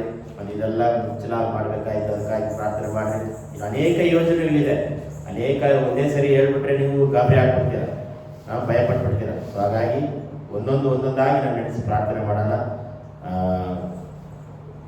ಕಾಣಿಕೆಗೋಸ್ಕರ ಯಾರಾದರೂ ವಿಶೇಷವಾದ ಹಾಡನ್ನು ಹಾಡೋದಾದರೆ ಹಾಡನ್ನು ಹಾಡ್ಬೋದು. ಯಾರು ಹಾಡ್ತೀರಾ? ಲಿಂಗಮ್ಮ, ನಾಗಮ್ಮ ಹಾಡಾಡ್ತೀರಾ? ಏಸಮ್ಮ ಹಾಡು ಯಾರು ಪ್ರಾಕ್ಟೀಸ್ ಮಾಡ್ಕೊಂಡು ಬಂದಿದ್ದೀರಾ? ಜೀವನ್ ಹಾಡ್ತೀಯಾ? ಪ್ರಾಕ್ಟೀಸ್ ಮಾಡಿ.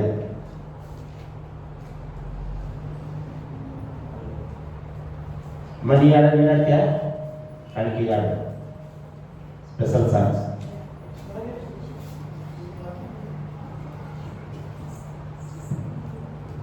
ಹಾಡು ಹಾಡಾಡ್ತೀರಾ? ಹಾಡನ್ನು ಹಾಡುವುದು ಕಾಣಿಕೆ. ಸರಿ.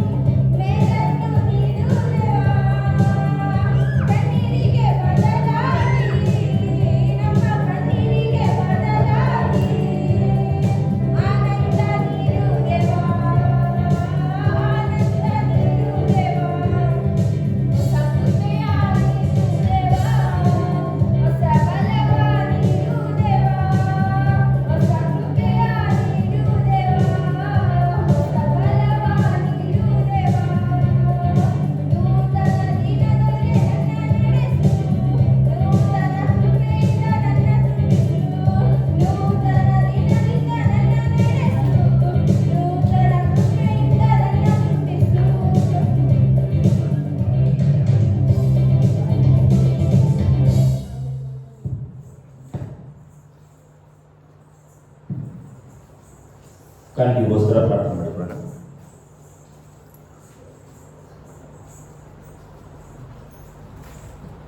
ಪ್ರಾರ್ಥಿಸೋಣ. ಪ್ರೀತಿಸೋಪನಾದ ದೇವರೇ, ನಿನ್ನ ಆಲಯದಲ್ಲಿ ಕಾಣಿಕೆಗಳನ್ನು ತಂದು ಕೊಟ್ಟಿದ್ದಾರೆ ಕರ್ತನೆ. ಕೊಟ್ಟಂತ ಕುಟುಂಬಗಳನ್ನು ಆಶೀರ್ವದಿಸು. ಅವ್ರು ಮಾಡುವ ವ್ಯಾಪಾರವನ್ನ, ಬಿಸ್ನೆಸ್ ಅನ್ನ, ಒಳಗದ್ದೆಗಳನ್ನ, ಪ್ರತಿಯೊಂದು ಕೆಲಸಗಳನ್ನು ಆಶೀರ್ವಾದ ಮಾಡಕರ್ತನೆ. ಪ್ರೀತಿಯಿಂದ ಸಂತೋಷದಿಂದ ಕಾಣಿಕೆಯನ್ನು ಕೊಟ್ಟಿದ್ದಾರೆ. ಈ ಸಭೆಗೆ, ಸೇವೆಗೆ ಇದನ್ನು ಬಳಸಲಿಕ್ಕಾಗಲು ಸಹಾಯ ಮಾಡು. 60ರಷ್ಟು, 80ರಷ್ಟು, 100ರಷ್ಟು ಪ್ರತಿಫಲವನ್ನ ಸಭಿಕರಿಗೆ ನೀನು ದಯಪಾಲಿಸುತ್ತಾರೆ. ಬರುವ ದಿನಗಳಲ್ಲಿ ಅನೇಕ ಜನರು ಕಾಣಿಕೆ ದೇವಾಲಯ ಅಭಿವೃದ್ಧಿಗಾಗಿ ಕೊಡಲಿಕ್ಕಾಗಲು ಸಹಾಯ ಮಾಡು. ಕೊಟ್ಟಂತ ಕರೆಗಳನ್ನು, ಹಸ್ತಗಳನ್ನು ಆಶೀರ್ವದಿಸಿ ಬಲಪಡಿಸಿ. ಯೇಸುವಿನ ಹೆಸರಿನಲ್ಲಿ ಬೇಡಿಕೊಳ್ಳುತ್ತೇವೆ ತಂದೆ.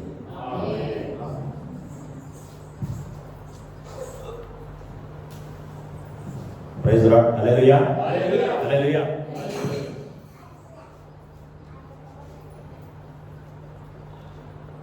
ಜ್ಞಾನೋಕ್ತಿಗಳ ಪುಸ್ತಕ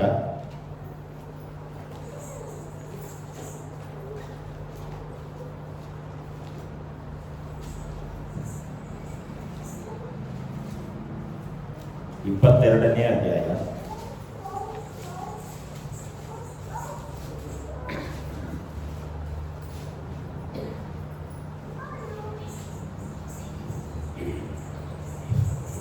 ಎರಡನೇ ವಚನ. ಬಡವರು ಬಲ್ಲಿದರು ಸ್ಥಿತಿಯಲ್ಲಿ ಎದುರು ಬದಲಾಗಿ ಇದ್ದಾರೆ, ಯೆಹೋವನೇ ಅವರನ್ನೆಲ್ಲ ರೂಪಿಸಿದನು. ಸರ್, ಯೇಸುವಿನ ಹೆಸರಿನಲ್ಲಿ ನಿಮ್ಮೆಲ್ಲರಿಗೂ ಅಭಿನಂದನೆಗಳು, ವಂದನೆಗಳು ಸಲ್ಲಿಸುತ್ತೇನೆ. ಬಡವರು ಬಲ್ಲಿದವರು ಸ್ಥಿತಿಯಲ್ಲಿ ಎದುರು ಬದಲಾಗಿದ್ದಾರೆ. ಈ ವಾರ ನಾವು ಧ್ಯಾನ ಮಾಡಬೇಕಾದ ವಿಚಾರ ಏನಪ್ಪಾ ಅಂತಂದ್ರೆ ಬಡತನದ ಬಗ್ಗೆ. ಶ್ರೀಮಂತಿಕೆ. ಬಡವರು ಬಲ್ಲಿದವರು ಅಂತ ಹೇಳಿದ್ರೆ ಶ್ರೀಮಂತರು. ಕನ್ನಡ ಭಾಷೆಯಲ್ಲಿ ಬಲ್ಲಿದರು ಅಂತ ಬರೆಯಲ್ಪಟ್ಟಿದೆ. ಮರಾಠಿಯಲ್ಲಿ ಏನಂತ ಬರೆಯಲ್ಪಟ್ಟಿದೆ? ಜ್ಞಾನೋಕ್ತಿಗಳು 22:2. ಮರಾಠಿ ತಂದಿದ್ದೀರಾ? ಹಿಂದಿ ಅಲ್ಲ?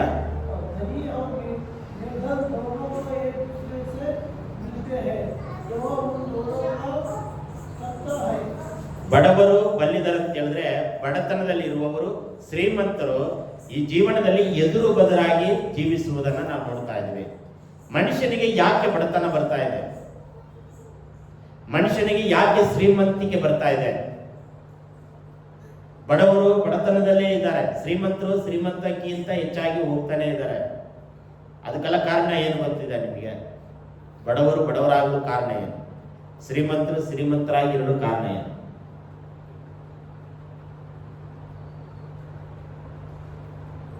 ಶ್ರೀಮಂತರಾಗೋದಕ್ಕೆ ಏನ್ ಮಾಡಬೇಕು? ಒಳ್ಳೆ ವ್ಯಾಪಾರ ಮಾಡಬೇಕು, ಒಳ್ಳೆ ಕೆಲಸ ಮಾಡಬೇಕು, ಎಲ್ಲವೂ ಮಾಡಬೇಕು. ಕಷ್ಟಪಟ್ಟು ಬೇಗೂರು ಸುರಿದು ಕೆಲಸವನ್ನ ಮಾಡಬೇಕು, ಹೌದಲ್ವಾ? ಹಾಗಿದ್ರೆ ಮಾತ್ರ ನಾವು ಶ್ರೀಮಂತರಾಗಲು ಸಾಧ್ಯ. ಈ ಬಡವರು ಯಾಕೆ ಬಡತನ ಆಗ್ತಾರೆ?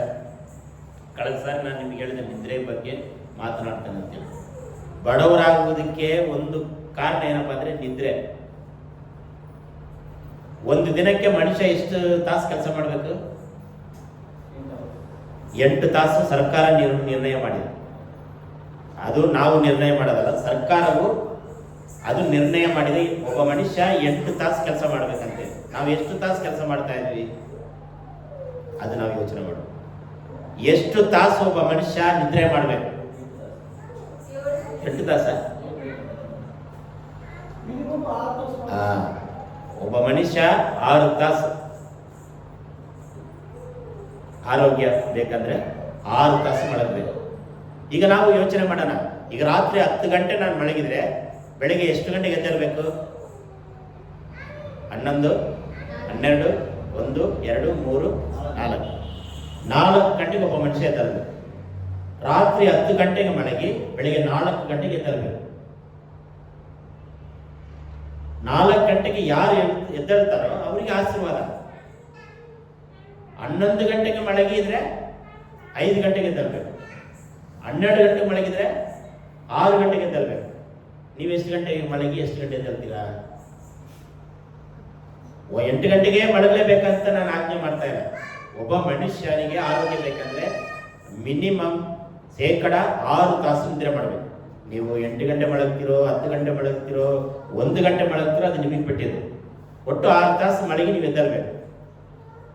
ಒಂದು ವೇಳೆ ನನಗೆ ಕೆಲಸ ಇದೆ, ನಾನು ವರಮಾನ ಮಾಡಬೇಕು, ಕೆಲಸ ಮಾಡಬೇಕು, ನಾನು 12 ಗಂಟೆ ಮಲಗಿ ನಾನು 4 ಗಂಟೆಗೆ ಎದ್ದೇಳ್ತೀನಿ ಅಂದರೆ ನಿಮ್ಮಂಥ ಗ್ರೇಟ್ರು ಯಾರೂ ಇಲ್ಲ.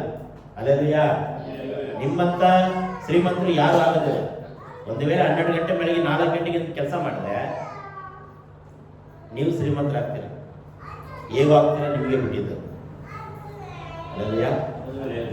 ಒಂದು ವೇಳೆ ನಾವು ತಡವಾಗಿ ಎದ್ರೆ, ತಡವಾಗಿ ಮಕ್ಕೊಂಡು ತಡವಾಗಿ ಎದ್ರೆ ಏನಾಗ್ತೀವಿ ಗೊತ್ತಾ?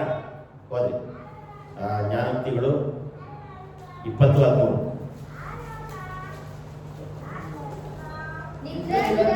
ಬೇಡ, ಬಡವನಾಗಿಯೇ ಕಣ್ಣು ತೆರೆ ಆಹಾರದಿಂದ ತೃಪ್ತಿಗೊಳ್ಳುವೆ. 20:13.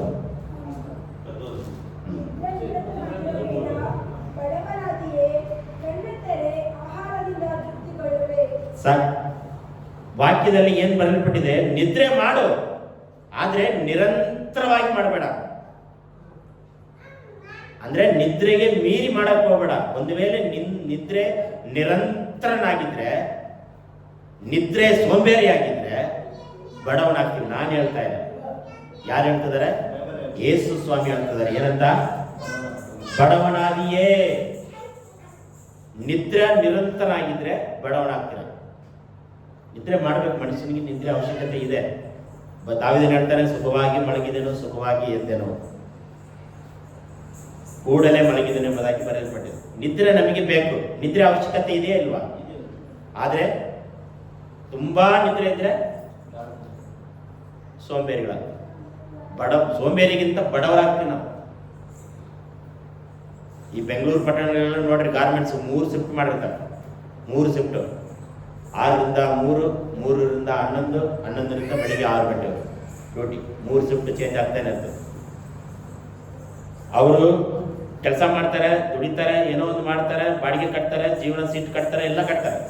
ಕೆಲಸ ಮಾಡದೆ ಮನೆಯಲ್ಲೇ ಇದ್ರೆ ಸೀಟ್ ಕಟ್ಟಕ್ಕಾಗುತ್ತಾ? ಬಾಡಿಗೆ ಕಟ್ಟಕ್ಕಾಗುತ್ತಾ? ನಿಮಗೆ ಏನೇ ಕೆಲಸ ಕೊಟ್ಟಿರಲಿ, ಸಿಮೆಂಟ್ ಮಾಡೋದಾಗ್ಲಿ, ತಟ್ಟೆ ಮಾಡೋದಾಗ್ಲಿ, ಅಥವಾ ಟಿಫನ್ ಇಡ್ಲಿ ಅನ್ನ ಸಾಂಬಾರು ಮಾಡೋದಾಗ್ಲಿ, ನಿಮಗೆ ಏನು ಕೆಲಸ ಇದೆಯೋ ಅದನ್ನ ಜಾಣರಾಗಿ ಚುರುಕುತನದಿಂದ ನಾವು ಮಾಡಿದ್ರೆ ಬಡವರಾಗೋದಿಲ್ಲ. ಕೆಲಸ ಕಡಿಮೆ, ನಿದ್ರೆ ಜಾಸ್ತಿ ಆದರೆ ಬಡವರಾಗ್ತೀವಿ. ಅರ್ಥ ಆಯ್ತಾ ನಿಮಗೆ ನಾನು ಹೇಳ್ತಾ ಇರೋದು? ಬೈಬಲ್ ಹೇಳ್ತಾ ಇದೆ, ನಿದ್ರಾ ನಿರಂತರ ಆಗಬೇಡ, ಬಡವನಾಗ್ತೀರ ಅಂತ ಬರೆಯಲ್ಪಟ್ಟಿದೆ. ಇನ್ನೊಂದು ವಾಕ್ಯ ಹೋದ್ರಿ, ಜ್ಞಾನೋಕ್ತಿಗಳು 11:24.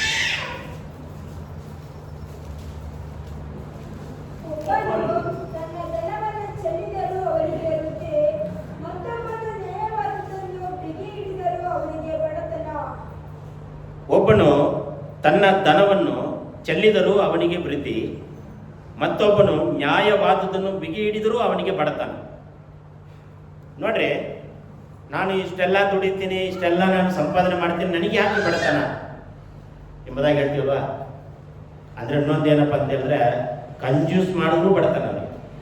ಕಂಜೂಸ್, ಬಿಗಿ ಹಿಡಿಯೋದು, ಯಾವುದಕ್ಕೂ ಖರ್ಚು ಮಾಡಲ್ಲ, ಯಾವುದಕ್ಕೂ ಮುಂದೆ ಬರಲ್ಲ, ಏನು ಮಾಡಲ್ಲ, ಬಿಗಿಯಾಗಿ ಇಟ್ಕೊಂತಾರೆ ದುಡ್ಡುಗಳೆಲ್ಲ.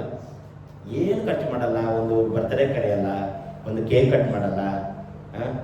ಅಲ್ಲೆಲ್ಲಯ್ಯ, ಹೌದಲ್ವಾ? ಯಾಕೆ? ಬರ್ತ್ಡೇ ಕೇಕ್ ಮಾತ್ರ ಅಲ್ಲ, ಬೇರೆ ಏನೇನೋ ಇದಾವು. ಬಿಗಿಯಾಗಿ ಹಿಡ್ಕೊಂತಾರೆ. ಬಿಗಿಯಾಗಿ ಹಿಡ್ಕೊಂಡ್ರು ಕೂಡ ಬಡತನ. ಈಗ ನಾವು ಏನಾದರೂ ಖರ್ಚು ಮಾಡಿದ್ರೆ ನಮಗೋಸ್ಕರ ಖರ್ಚು ಮಾಡ್ತೀವಲ್ವ? ಬೇರೆಯವ್ರಿಗೆ ಯಾರು ಮಾಡ್ತೀವ? ಇಲ್ಲ, ನಮಗೋಸ್ಕರ ಖರ್ಚು ಮಾಡಿ ನಾವೇ ಏನು ಮಾಡ್ತೀವಿ? ಉಪಯೋಗ ಮಾಡ್ಬೋದು. ಈಗ ನಾನು ಯೇಸುಸ್ವಾಮಿ ನಂಬಿದಾಗಿಂದ ಭಾರಿ ಉಳಿತಾಯ ನನಗೆ. ಯಾಕಂದ್ರೆ ನಾನು ಯಾರಿಗೂ ಕರೆಯಲ್ಲ, ಮದುವೆಗೂ ಕರೆಯಲ್ಲ, ಮತ್ತೆ ಬರ್ತ್ಡೇಗೂ ಕರೆಯಲ್ಲ. ಯಾರಾದರೂ ಬೋಳಿಸ್ಕೊಂಡು ಕಿವಿಯೆಲ್ಲ ಚುಚ್ತಾರೆ ನಮ್ಮ ರಿಲೇಷನಲ್ಲಿ, ಅದಕ್ಕೂ ಕರೆಯಲ್ಲ. ನಾಮಕರಣ ಇಟ್ಟರು ಕರೆಯಲ್ಲ. ಯಾಕಂದ್ರೆ ತಮಿಳ್ನಾಡಿನಿಂದ ಇಲ್ಲಿಗೆ ಯಾರು ಬರೋದು ಅಂತೇಳಿ ತಪ್ಸ್ಕೊಂಡ್ಬಿಡ್ತೀನಿ. ಯಾರು ನನ್ನ ಕರೆಯೋದು ಇಲ್ಲ. ಆದರೆ ನಿಮಗೆ ಆದರೆ ಅಕ್ಕಪಕ್ಕದ ಫಂಕ್ಷನು, ಆ ಫಂಕ್ಷನ್, ಈ ಕಾರ್ಯಕ್ರಮ, ಆ ಕಾರ್ಯಕ್ರಮ ಎಲ್ಲದೂ ಕರೀತಾರಲ್ವ? ಹೋಗ್ಲೇಬೇಕು, ಖರ್ಚಾಗುತ್ತಲ್ವ? ಸೊ ಹಾಗೆ ಬಿಗಿಯಾಗಿ ಹಿಡ್ಕೊಂಡರು, ಕಂಜೂಸ್ ಮಾಡಿದ್ರು ಕೂಡ ಅವರಿಗೆ ಬಡತನ. ಕೆಲವರು ಏನು ಮಾಡ್ತಾರೆ? ಧನವನ್ನು ಚೆಲ್ಲಿದರೂ ಅವರಿಗೆ ವೃದ್ಧಿ ಆಗ್ತಾ ಇದೆ ಅಂತ. ಬಿಗಿ ಹಿಡಿದರೂ ಅವರಿಗೆ ಬಡತನ. ನಮಗೆ ಎಷ್ಟು ಬೇಕೋ ಅಷ್ಟು, ಉದಾಹರಣೆ ಏನು ಮಾಡ್ತಾರೆ ಅಂತ ಹೇಳಿದ್ರೆ, ನಮಗೆ ಏನಾಯ್ತೋ ಅದರಲ್ಲೇ ನಾವು ಖರ್ಚು ಮಾಡಬೇಕು. ನಮಗೆ 5,000 ಇತ್ತಂದರೆ 5,000 ರೂಪಾಯಿ ನೀವು ಸಂತೆಗೆ ಹೋಗ್ರಿ ಇವತ್ತು ಭಾನುವಾರ, ಕೈಯಲ್ಲಿ ಏನು ಇಟ್ಟಿರ್ತೀರಾ, ಒಂದು 200 ರೂಪಾಯಿ ದುಡ್ಡು ಇಟ್ಟಿರ್ತೀರ. ಅಲ್ಲಿ ನೋಡೋದೆಲ್ಲ ನಮಗೆ ಆಸೆ ಇರುತ್ತೆ, ಅದು ತಗೋಬೇಕು, ಇದು ತಗೋಬೇಕು, ಅದು ತಗೋಬೇಕು, ಇದು ತಗೋಬೇಕಂತೆ. ಆದರೆ ಪಾಕೆಟಲ್ಲಿ ಎಷ್ಟಾಯ್ತು ದುಡ್ಡು? 200 ರೂಪಾಯಿಂದ 500 ರೂಪಾಯಿ ಇರುತ್ತೆ. ನಾವೇನು ಮಾಡಬೇಕೀಗ? 500 ರೂಪಾಯಿ ಒಳಗಡೆ ಖರ್ಚು ಮಾಡಬೇಕು.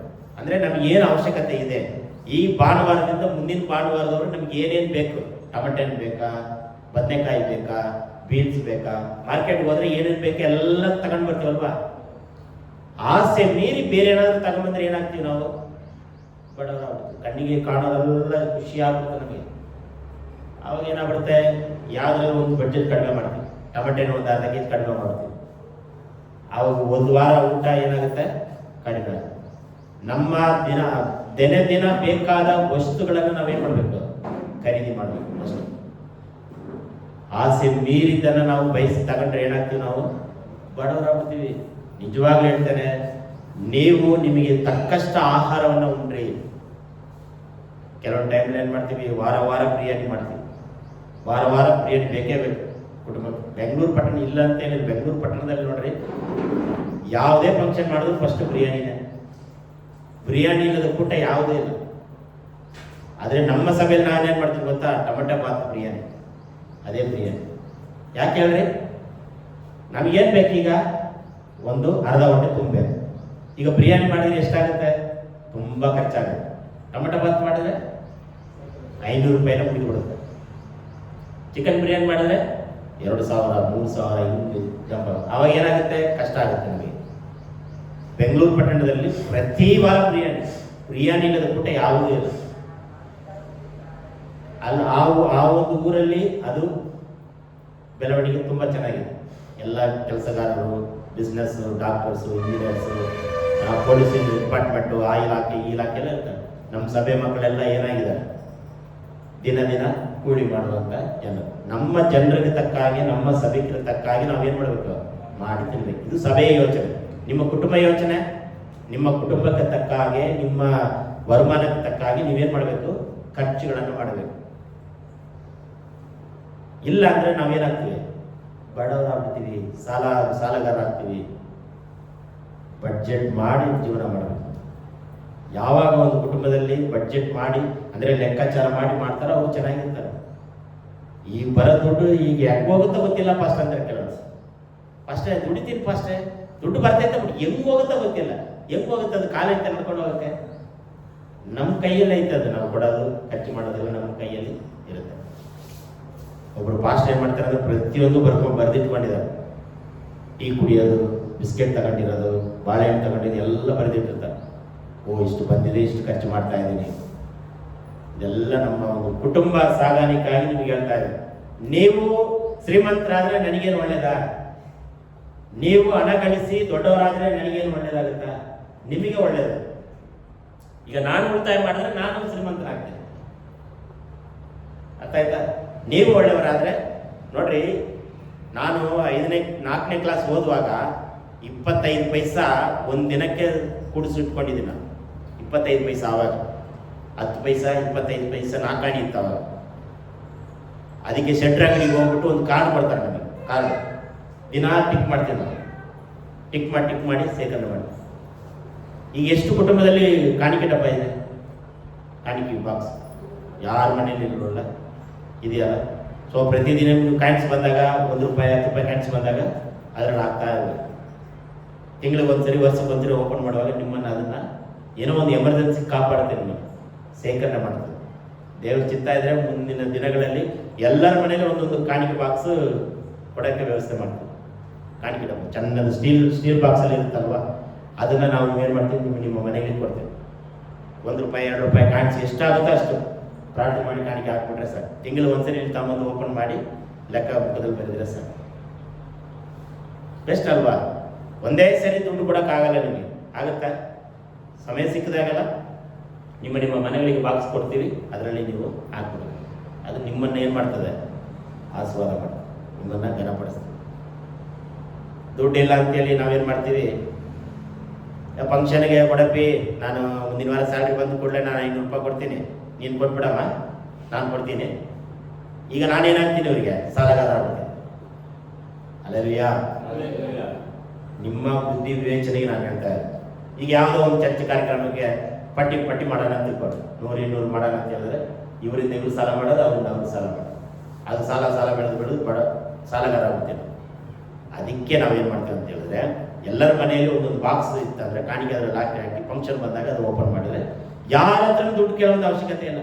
ನೀವು ಅವ್ರು ಕೇಳೋದಿಲ್ಲ, ಅವ್ರಿಗೆ ಇವ್ರು ಕೇಳುವಂಥ ಅವಶ್ಯಕತೆ ಬರಲ್ಲ. ಕೆಲವರೆಲ್ಲ ಏನು ಮಾಡ್ತಾರೆ ಅಂದರೆ, ಅವ್ರು ನನಗೆ ದುಡ್ಡು ಕೊಡಬೇಕು ಫಸ್ಟ್, ನಾನು ಬರೋಕ್ಕಾಗಲ್ಲ, ಅವ್ರು ನನಗೆ ದುಡ್ಡು ಕೊಡಬೇಕು, ಇವ್ರು ನನಗೆ ದುಡ್ಡು ಕೊಡಬೇಕು, ಅವ್ರು ನನಗೆ ದುಡ್ಡು ಕೊಡಬೇಕು, ಇದೇ ಸಭೆಗಳಲ್ಲೆಲ್ಲ ಇದೇ ತುಂಬ್ಕೊಂಡ್ಬಿಟ್ಟಿದೆ. ನಾವು ಶ್ರೀಮಂತರಾಗಬೇಕಂದ್ರೆ ಇಂಥ ಕಾರ್ಯಗಳೆಲ್ಲ ತ್ಯಜಿಸಬೇಕು. ದುಡ್ಡು ಕೇಳೋದು, ಸಾಲ ಕೇಳೋದು, ಒಂದು ವೇಳೆ ಕೊಡೋಕ್ಕೆ ನಿಮಗೆ ಸಾಮರ್ಥ್ಯ ಇತ್ತಂದರೆ ಕೇಳ್ರಿ, ಬೇಡ ಅನ್ನಲ್ಲ. 500 ರೂಪಾಯಿ 1000 ರೂಪಾಯಿ ನಿಮ್ಗೆ ತಿರುಗಿ ಕೊಡೋಕ್ಕೆ ಶಕ್ತಿ ಇತ್ತಂದರೆ ನೀವು ಕೇಳ್ರಿ. ನ್ಯಾಯವಾಗಿ ಬಿಡಿದಿದ್ದರೂ ಬಿಗಿಡಿದ್ರು ಬಡತನ.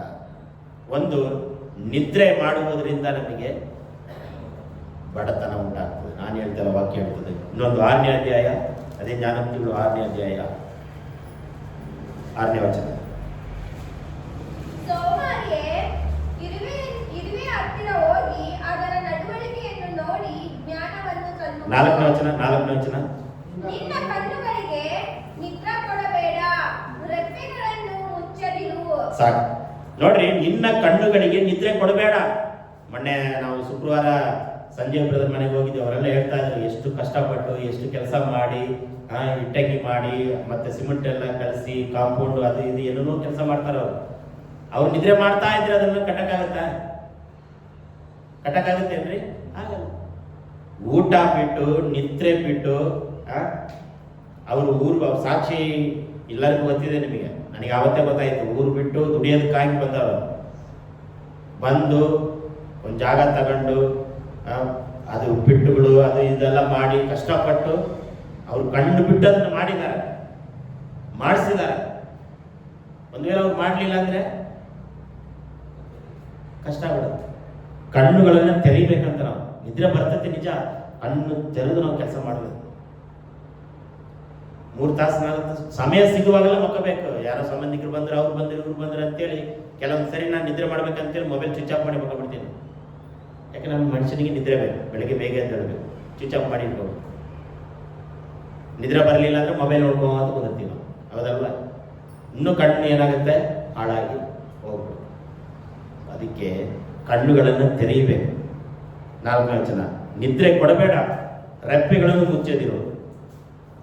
ಏನಾದರೂ ಆರ್ಕೆಸ್ಟ್ರಾ ಬಂದರೆ ಸಾಕು.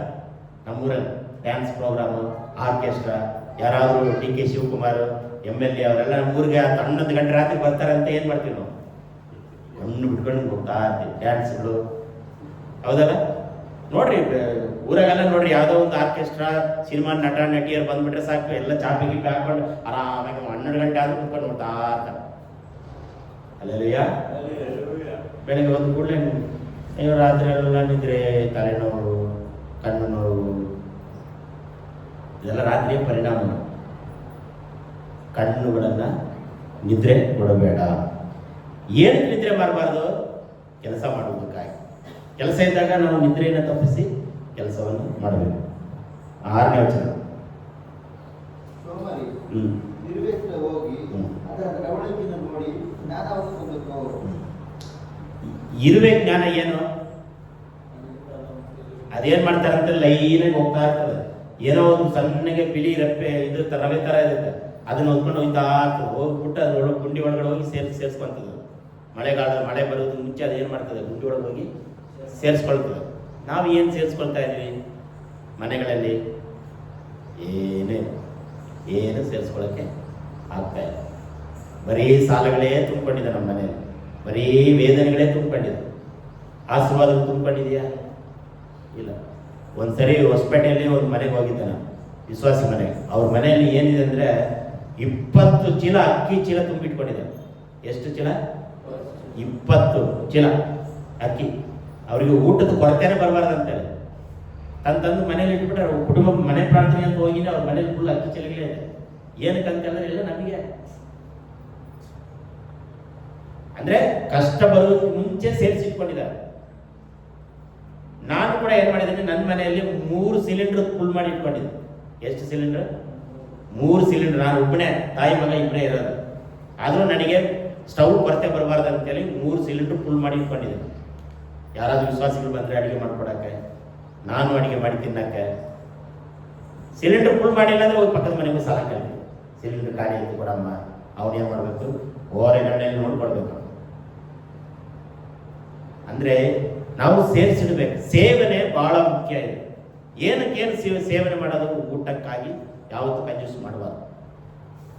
ಊಟ ನಮಗೋಸ್ಕರ ಇರೋದು, ಆಹಾರ ನಮಗೋಸ್ಕರ, ಸಭೆಗೋಸ್ಕರ ಇರೋದು. ಏನೇ ಆಗಲಿ ನಾವು ಅದನ್ನು ಸೇವನೆ ಮಾಡಬೇಕು. ಹಾಗೆ ಮಾಡಿದ್ರೆ ಮಾತ್ರ ಏನಾಗುತ್ತೆ, ಆ ಇರುವೆ ಯಾವ ಥರ ಸೇಕರಣೆ ಮಾಡ್ತದೋ ಹಾಗೆ ಸೇಕರಣೆ ಮಾಡ್ತದೆ. ನಾವು ಸೇಕರಣೆ ಮಾಡಬೇಕು. ಮುಂದೆ ಹೋಗ್ರಿ. 9ನೇ ವಚನ. ಸೋಮಾರಿಯೇ, ಎಷ್ಟು ಹೊತ್ತು ನಿದ್ರೆ? ಎಷ್ಟು ಹೊತ್ತು ನಿದ್ರೆ? ನಿದ್ರೆಯಿಂದ ಯಾವಾಗ ಎಚ್ಚರಗೊಳ್ಳುವಿ? ನಿದ್ರೆಯಿಂದ ಯಾವಾಗ ಎಚ್ಚರಗೊಳ್ಳುವಿ? ಇದು ಸ್ವಲ್ಪ ಇನ್ನೂ ಸ್ವಲ್ಪ ನಿದ್ದೆ, ಇನ್ನೂ ತುಸ ತೂಕಡಿಕೆ, ಇನ್ನೂ ಕೊಂಚ ನಿದ್ದೆಗಾಗಿ ಕೈ ಮುರಿದುಕೊಳ್ಳುವಿಯಾ? ಇದು ಕಾಮಿಡಿಯಾಗಿ ತೋರ್ತದೆ ಅಷ್ಟೇ, ಆದರೆ ಬಹಳ ಗಂಭೀರವಾಗಿ ತೆಗೆದುಕೊಳ್ಬೇಕು. ನಾವು ಎಷ್ಟು ಹೊತ್ತು ನಿದ್ರೆ ಮಾಡಬೇಕು? ನಾನು ನಿಮ್ಗೆ ಹೇಳಿದೆ 6 ತಾಸು ಅಷ್ಟೇ. ಅದಕ್ಕಿಂತ 8 ತಾಸು ಮಲಗಿದ್ರೆ ಸೋಮಾರಿ ಆಗ್ಬಿಡ್ತೀವಿ.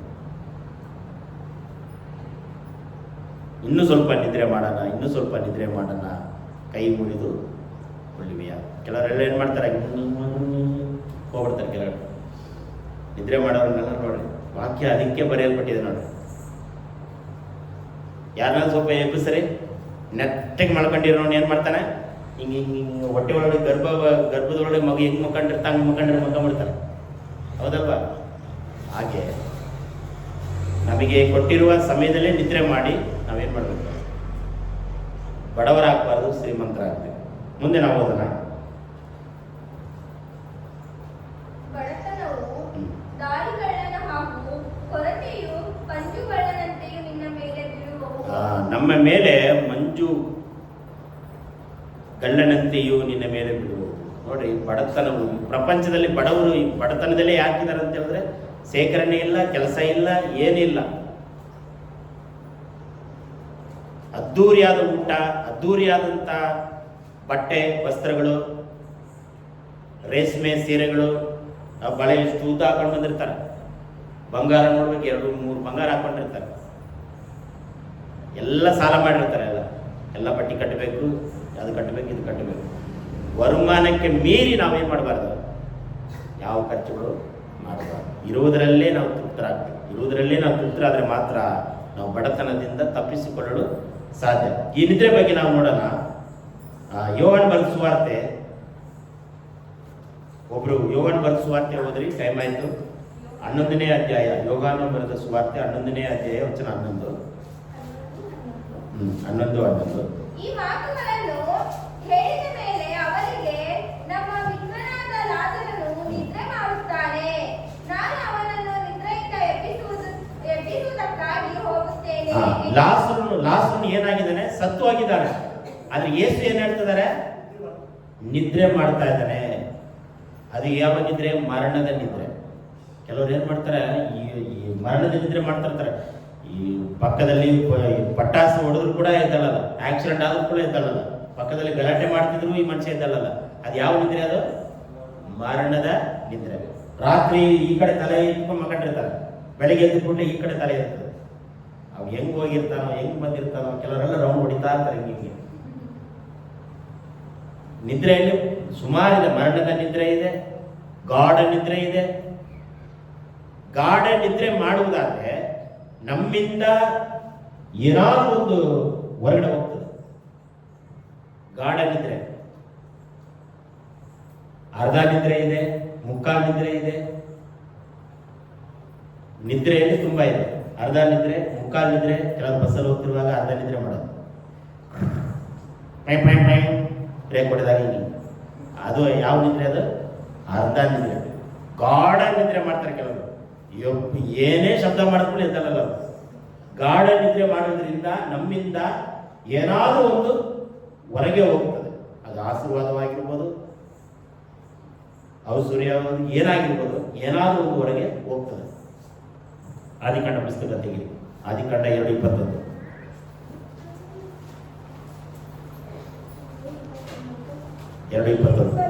ಯೆಹೋವ ದೇವರು ಆ ಮನುಷ್ಯನಿಗೆ ಗಾಢ ನಿದ್ರೆಯನ್ನು ಬರಮಾಡಿ ಅವನ ಪಕ್ಕೆಯ ಎಲುಬುಗಳಲ್ಲಿ ಒಂದನ್ನು ತೆಗೆದುಕೊಂಡು ಅದರ ಸ್ಥಳವನ್ನು ಮಾಂಸದಿಂದ ಮುಚ್ಚಿ ತಾನು ಮನುಷ್ಯನಿಂದ ತೆಗೆದಿದ್ದ ಎಲುಬನ್ನು ಸ್ತ್ರೀಯಾಗ ಮಾಡಿ ಆಕೆಯಿಂದ ಅವನ ಬಳಿಗೆ ಕರೆತಂದನು. ನೋಡ್ರಿ, ಗಾಢ ನಿದ್ರೆ ಯಾವಾಗ ಮಾಡ್ತೇವೋ ನಮ್ಮಿಂದ ಆಶೀರ್ವಾದವನ್ನ ಕಳೆದುಕೊಳ್ತೇವೆ. ನಮ್ಮಿಂದ ಏನಾದ್ರೂ ಮೊಬೈಲ್ ಅನ್ನ ಕಳ್ಕೊಳ್ತೇವೆ. ಬಸ್ಸಲ್ಲಿ ಹೋಗುವಾಗ ನಿದ್ರೆ ಮಾಡ್ತಾ ಇದ್ರೆ ಮೊಬೈಲ್ ಕಳವು ಮಾಡ್ಬಿಡ್ತಾರೆ, ದುಡ್ಡು ಕಳವು ಆಗುತ್ತೆ.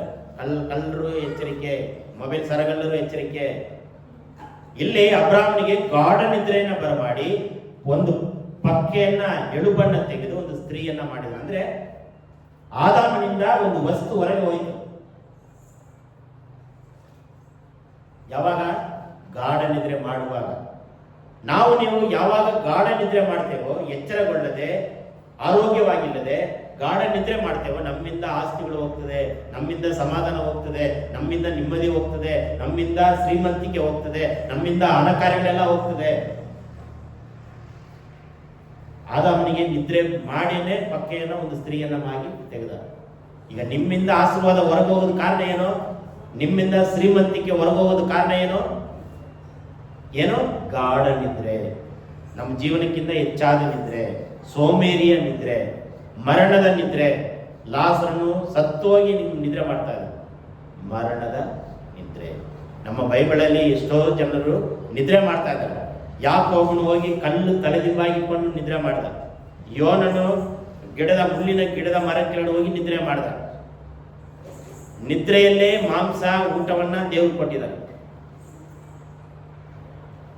ನಿದ್ರೆ, ಅರ್ಧ ನಿದ್ರೆ, ಮುಕ್ಕಾಲು ನಿದ್ರೆ, ಮರಣ ನಿದ್ರೆ, ಗಾಢ ನಿದ್ರೆ, ಸೋಂಬೇರಿಯ ನಿದ್ರೆ. ನಾವು ಯಾವ ನಿದ್ರೆಯನ್ನ ಮಾಡ್ತಾ ಇದ್ದೀವಿ? ನೀವು ಶ್ರೀಮಂತಿಕೆ ನಿಮ್ಮ ವರಮಾನದಲ್ಲಿ ಹೆಚ್ಚಾಗಬೇಕಾ? ನಿದ್ರೆಯನ್ನ ಕಡಿಮೆ ಮಾಡಿ. ಕಡಿಮೆ ಮಾಡಿ ಅಂದ್ರೆ 6 ತಾಸು ನಿದ್ರೆ ಮಾಡಿ ಸಾಕಷ್ಟೇ. ಅದಕ್ಕಿಂತ ಫುಲ್ ಕಡಿಮೆ ಮಾಡಿದ್ರೆ ನಿಮ್ಮಂತ ಶ್ರೀಮಂತರು ಯಾರು ಇಲ್ಲ. ಅಲ್ಲೆಲ್ಲೂಯಾ. 3 ತಾಸು ನಿದ್ರೆ ಮಾಡಿ ಮಿಕ್ಕಿದ್ದು 8 ತಾಸು ಕೆಲಸ ಮಾಡಿದ್ರೆ ನಿಮ್ಮಂತ ಶ್ರೀಮಂತರು ಯಾರು ಈ ಲೋಕದಲ್ಲಿ ಇಲ್ಲವೇ ಇಲ್ಲ. ನಂಬಿಕೆ, ನೀವು ನಂಬಿಕೆ ಇಡಬೇಕು. ಪ್ರಾರ್ಥನೆ ಮಾಡಿ ನೀವು ನಂಬಿಕೆ ಮಾಡಿ, ದೇವರೇ ಈ ವಾರ ಬಡತನ ಆಗಲು ಸೋಂಬೇರಿ ನಿದ್ರೆ ಇದೆ, ಗಾಢ ನಿದ್ರೆ ಇದೆ, ಮರಣದ ನಿದ್ರೆ ಇದೆ. ಈ ನಿದ್ರೆ ಎಲ್ಲ ನನ್ನಿಂದ ತೆಗೆದು ಬಿಡು. ನಾನು ಸ್ವಲ್ಪ ಹೊತ್ತು ನಿದ್ರೆ ಮಾಡಿ ಬಹಳ ಕೆಲಸ ಮಾಡ್ತೇನೆ. ಅದನ್ನು ನಾವೇನು ಮಾಡಬೇಕು? ಅಭ್ಯಾಸವನ್ನು ಮಾಡಿಕೊಳ್ಬೇಕು. ನಮ್ಮ ಕಣ್ಣುಗಳನ್ನು ಮುಚ್ಚೋಣ, ನಾವು ಪ್ರಾರ್ಥಿಸೋಣ. ಎಲ್ಲರ ನಿಂತುಕೊಂಡು, ದೇವರೇ ನನ್ನ ಜೀವನದಲ್ಲಿ ಹೆಚ್ಚಾದ ನಿದ್ರೆ ಬೇಡ, ಆರೋಗ್ಯಕರವಾದ ನಿದ್ರೆ ಸಾಕು. ನೀವು ಯಾವುದನ್ನು ಅರಿಕೆ ಮಾಡ್ತೀರೋ ಅದೇ ನಿಮಗೆ ಬರ್ತದೆ ಪ್ರಿಯರೇ. ನೀವೇನು ಅರಿಕೆ ಮಾಡ್ತೀರೋ ಅದು ನಿಮಗೆ ಬರ್ತದೆ. ಗಾಢ ನಿದ್ರೆ ಮಾಡ್ತಿದ್ದೀರಾ, ಸೋಂಬೇರಿಯ ನಿದ್ರೆ ಮಾಡ್ತಾ ಇದ್ದೀರಾ, ಮರಣದ ನಿದ್ರೆ ಮಾಡ್ತಾ ಇದ್ದೀರಾ, ಅರ್ಧ ನಿದ್ರೆ, ಮುಕ್ಕಾಲು ನಿದ್ರೆ, ಯಾವ ನಿದ್ರೆ ನೀವು ಮಾಡ್ತಾ ಇದ್ದೀರಿ? ನಿದ್ರೆ ಮಾಡುವುದಾದ್ರೆ ಬಡವರಾಗ್ತೀರಿ. ನಿದ್ರೆ ಕಡಿಮೆ ಮಾಡಿ ಕೆಲಸ ಮಾಡುವುದಾದ್ರೆ ನೀವು ಶ್ರೀಮಂತರಾಗ್ತೀರಿ ಪ್ರಿಯರೇ. ಎಷ್ಟೋ ಜನರು ನಿದ್ರೆಯನ್ನು ಬಿಟ್ಟು ಕೆಲಸ ಮಾಡಿ ಸಂಪಾದನೆ ಮಾಡಿ ಹೆಚ್ಚಾಗಿ ಜೀವನ ಮಾಡ್ತಾ ಇದ್ದಾರೆ ಪ್ರಿಯರೇ. ಈ ಬಡವನ ಬಾಳಲ್ಲಿ ಬೆಳಕಾಗಿ ಬಂದೆ ಸಯ್ಯ, ಈ ದಿನನ ಬಾಳನ್ನು ಎತ್ತಿದೆಯ್ಯ. ಈ ಬಡವನ ಬಾಳಲ್ಲಿ ಬೆಳಕಾಗಿ ಬಂದೆ ಸಯ್ಯ, ಈ ದಿನದ ಬಾಳನ್ನು ಮೇಲಕ್ಕೆ ಎತ್ತಿದೆ ಸಯ್ಯ. ಈ ಬಡವನ ಬಾಳಲ್ಲಿ ಬೆಳಕಾಗಿ ಬಂದೆ ಸಯ್ಯ.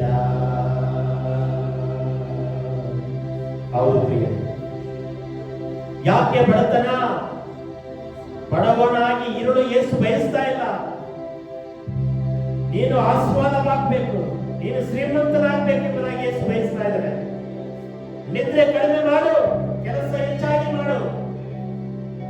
ಗಾಢ ನಿದ್ರೆ ಮಾಡಿದ್ದು ಸಾಕು, ಹೆಚ್ಚಾದ ನಿದ್ರೆ ಮಾಡಿದ್ದು ಸಾಕು. ಎಚ್ಚರಗೋ, ಎಚ್ಚೆತ್ತುಕೋ. ಬಡತನ ಆಗಬೇಡ, ಸಾಲಗಾರನಾಗಬೇಡ. ಹೆಚ್ಚಾಗಿ ವ್ಯಾಪಾರ ಮಾಡು, ಹೆಚ್ಚಾಗಿ ಕೆಲಸವನ್ನ ಮಾಡು. ನಿನ್ನ ಕುಟುಂಬವನ್ನು ನಡೆಸುವುದಕ್ಕೆ ತಕ್ಕ ವರಮಾನವನ್ನು ಪಡೆದುಕೋ. ಅವರ ಹತ್ರ ಇವರ ಹತ್ರ ಕೈ ಚಾಚುವುದು ಬೇಡ. ನೀವು ಅನೇಕರಿಗೆ ಕೊಡುವಾಗಿ ದೇವರು ನಿಮ್ಮನ್ನು ಮಾಡ್ತಾನೆ ಪ್ರಿಯರೇ. ಅದಕ್ಕೆ ನಾವು ಮಾಡಬೇಕು ಸ್ವಲ್ಪ ನಿದ್ರೆ, ಹೆಚ್ಚಾದ ಕೆಲಸ, ಸ್ವಲ್ಪ ನಿದ್ರೆ, ಹೆಚ್ಚಾದ ವರಮಾನ ನಾವು ಮಾಡಬೇಕು. ನಮ್ಮ ನಾವೇ ಒಪ್ಪಿಸಿಕೊಡೋಣ ಪ್ರಿಯರೇ. ಎಲ್ಲರ ಅರಿಕೆ ಮಾಡಿ, ಎಲ್ಲರೂ ಎದುರಿಕೊಳ್ಳಿ, ಮೇಲೆ ಎದುರಿಕೊಳ್ಳಿ, ಎಲ್ಲರೂ ಎದುರಿಕೊಳ್ಳಿ.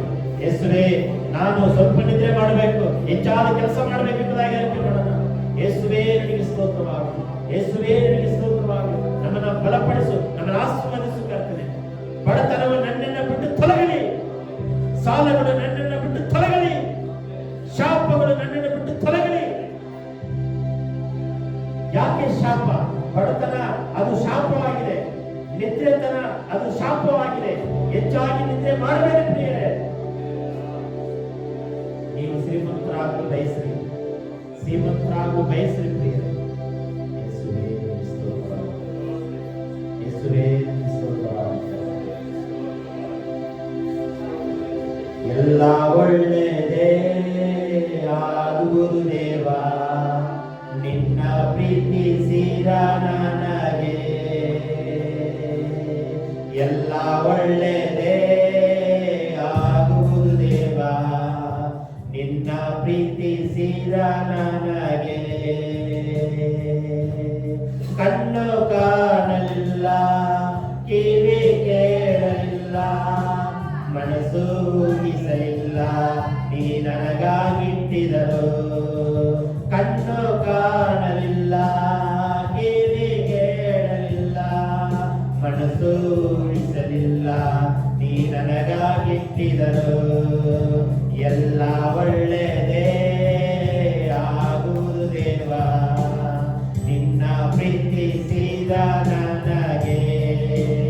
ಎಲ್ಲ ಒಳ್ಳೆಯದೇ ಆಗುವುದು ದೇವಾ, ನಿನ್ನ ಪ್ರೀತಿಸಿದ ನನಗೆ.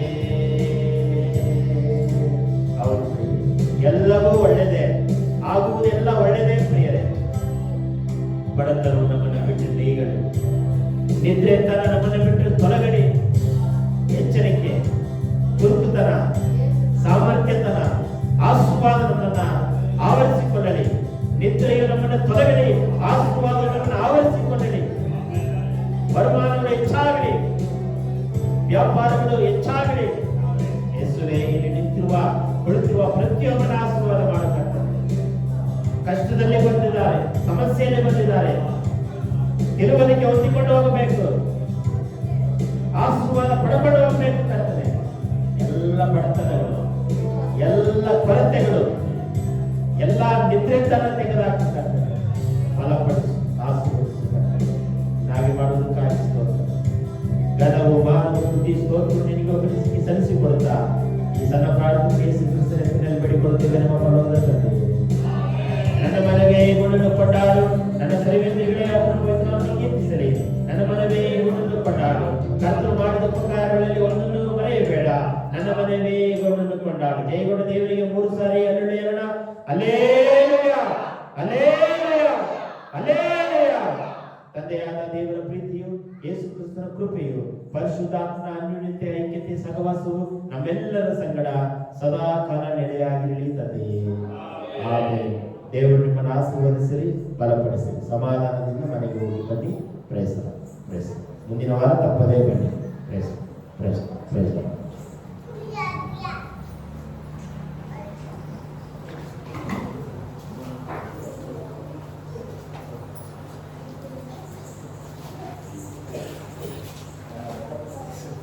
ಪ್ರಾರ್ಥನೆ ಮಾಡೋರು ಪ್ರಾರ್ಥನೆ ಮಾಡಿಸ್ತಾರೆ.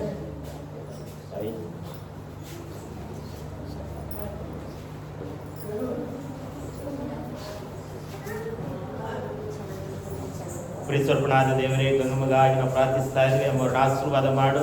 ಎಲ್ಲ ಜ್ವರವು, ಎಲ್ಲ ಕರ್ತನೆ ಶರೀರದ ಬಲಹೀನತೆಗಳು ಯೇಸುವಿನ ಹೆಸರಿನಲ್ಲಿ ಬಿಡುಗಡೆ ಆಗಲಿ ಕರ್ತನೆ. ಎಲ್ಲ ಕಣ್ಣೀರು, ವೇದನೆ, ಬಡತನಗಳು ನೀಗಿಸಬೇಕಾಗಿ ಬಿಡ್ತಾರೆ ಯೇಸುವಿನ ಹೆಸರಿನಲ್ಲಿ ತಂದೆ.